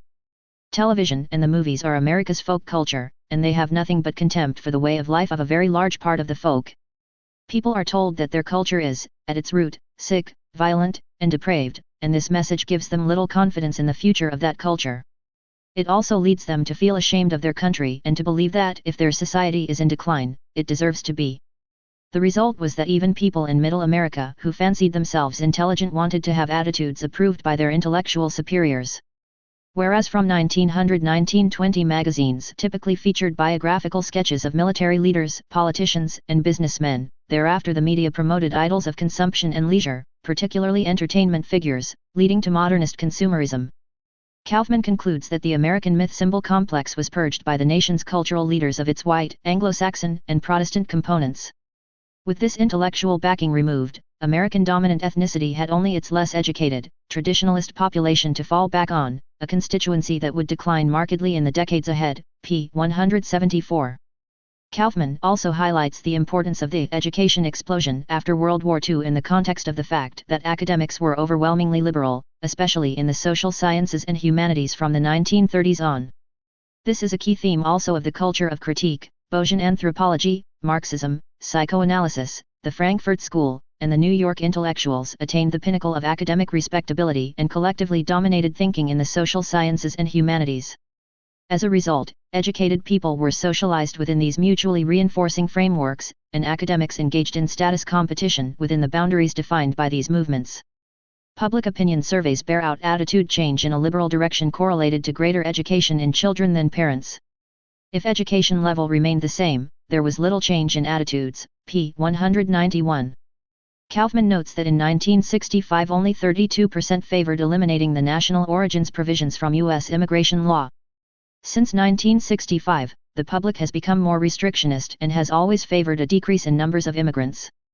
For example, in 1992, 74% of Anglos said there were too many immigrants in the U.S., a percentage similar to other groups. However, college-educated people have more liberal attitudes on immigration, religious toleration, and racial boundary issues.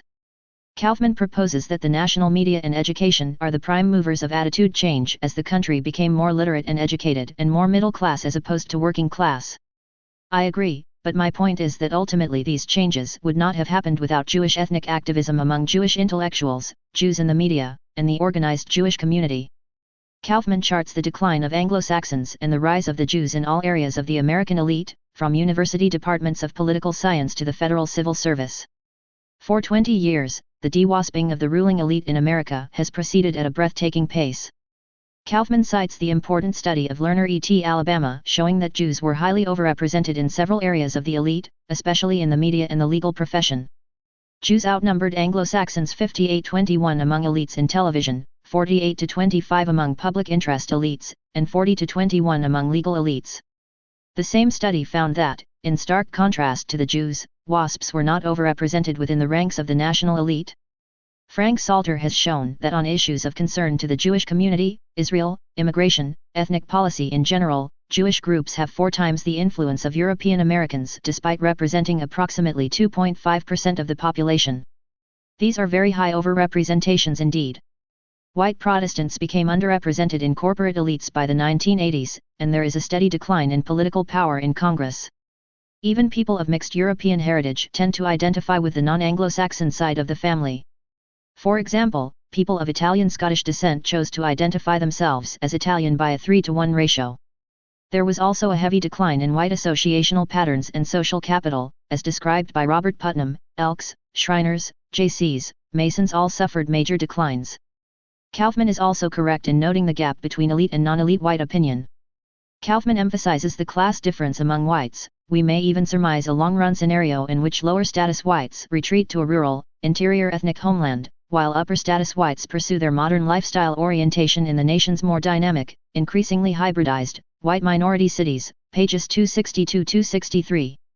Kaufman quotes Michael Lind, The Next American Revolution, New York, Free Press, 1996, during the years that the political class has been almost unanimously in favor of present or higher levels of legal immigration, an overwhelming majority of Americans of all races have favored restriction, a fact that speaks volumes about the alienation of the American ascendancy from the majority's interests and concerns like free market globalism. Immigration is an issue that pits the affluent top 20% against the wage-earning majority below. Kaufman's theory is that the rise of expressive individualism, which attacks ethnic identification, and cultural egalitarianism, which attacks the idea of dominance, led to the decline of dominant ethnicity. This is compatible with my analysis, but I argue that the New York intellectuals were a Jewish movement, and I argue that 2 other intellectual movements, psychoanalysis and the Frankfurt School, provided the intellectual basis for the decline of ethnic identity and the movement of expressive individualism to the center stage of American culture. And I argue that another Jewish movement, Bayesian anthropology, was the intellectual basis for the decline of legitimacy of cultural and racial/ethnic dominance by Anglo-Saxons. It is no accident that while Jewish intellectuals were the main force for the decline of Darwinism in America, the racial Zionists have triumphed in Israel, where there is an obvious Jewish interest in subscribing to a theory that rationalizes ethnic dominance. As noted above, this mutually reinforcing set of ideas was promoted not only by Jewish intellectuals, but by Jews with access to the media. And it was lavishly funded by Jewish organizations and promoted by activists targeting public policy, for example, activism in Congress, and other areas important for shaping public opinion, for example, the educational system. Another strong influence on egalitarianism was Marxism, an important component in the ideology of the Frankfurt School, Chapter 5, as well as among the Jewish radicals who formed the backbone of political radicalism in the U.S. throughout the 20th century, Chapter 3, Appendix to Chapter 3. Indeed, another large gap in Kaufman's treatment is the lack of coverage given to the Stalinist Jewish subculture in America from the 1920s through the 1960s. The Stalinist Jewish subculture was much more numerous than the Trotskyite subculture that developed into the New York intellectuals, and it was quite influential, for example, as the stalking horse for Joe McCarthy and as the main protagonist in the cultural battles of the 1950s. This was at a time when prominent New York intellectuals, such as Sidney Hook, had become staunch anti-communists, and Hook himself was working in a CIA-funded operation to seize the high ground in the intellectual Cold War. The large number of Jews among McCarthy's targets and the response of the organized Jewish community are topics of a recent book on the period. Moreover, the red diaper babies, children of Stalinist Jewish radicals from the 1930s and 1940s, became a very important force in the 1960s campus radicalism. See Chapter 3, see also My Memories of Madison. Kaufman's analysis identifies the 1960s as a critical decade in the decline of Anglo-Saxon America, but he fails to address yet another important Jewish influence on the 1960s counterculture.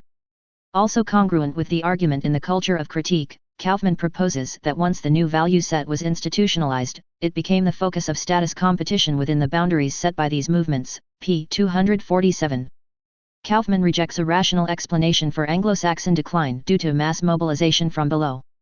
However, he does not even consider Jewish influence as a factor, even though he does cite data showing that Jews are vastly overrepresented in the new post-Anglo-Saxon elite. Kaufman does claim that half of the New York intellectuals were Jewish, but never links their attitudes to their Jewish identity. Kaufman also correctly rejects business interests as the moving force for the end of the Western European bias in American immigration policy. The decisive Jewish role in the passage of the 1965 immigration law is the subject of Chapter 7. Another critical lapse in Kaufman's argument is that he never mentions coercion and the penalties that are imposed on people who dissent from the elite consensus. However, whites who violate these strictures are severely censured, a phenomenon with which I have considerable personal experience. Kaufman presents the views of elite whites who are cooperating in the demise of their own people as nothing more than the enlightened opinions of an intellectual and moral elite. But it is far more than that. At least since the 1960s, whites who depart from the cosmopolitan consensus have been penalized in a wide variety of ways, from lack of access to the mainstream media, to firing from their jobs, to social opprobrium.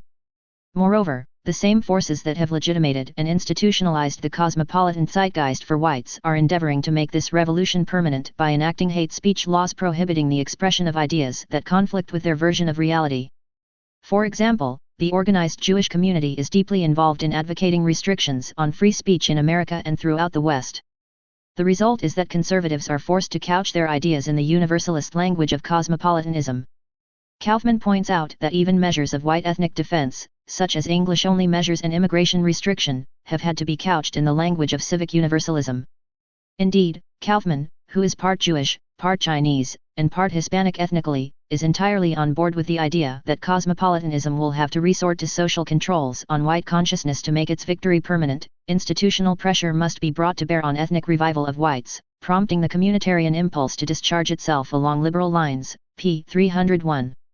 This shows that although the cosmopolitan revolution took advantage of pre-existing Anglo-Saxon tendencies toward individualism, in the end the institutional structure that is being pursued after attaining power is profoundly anti-individualist.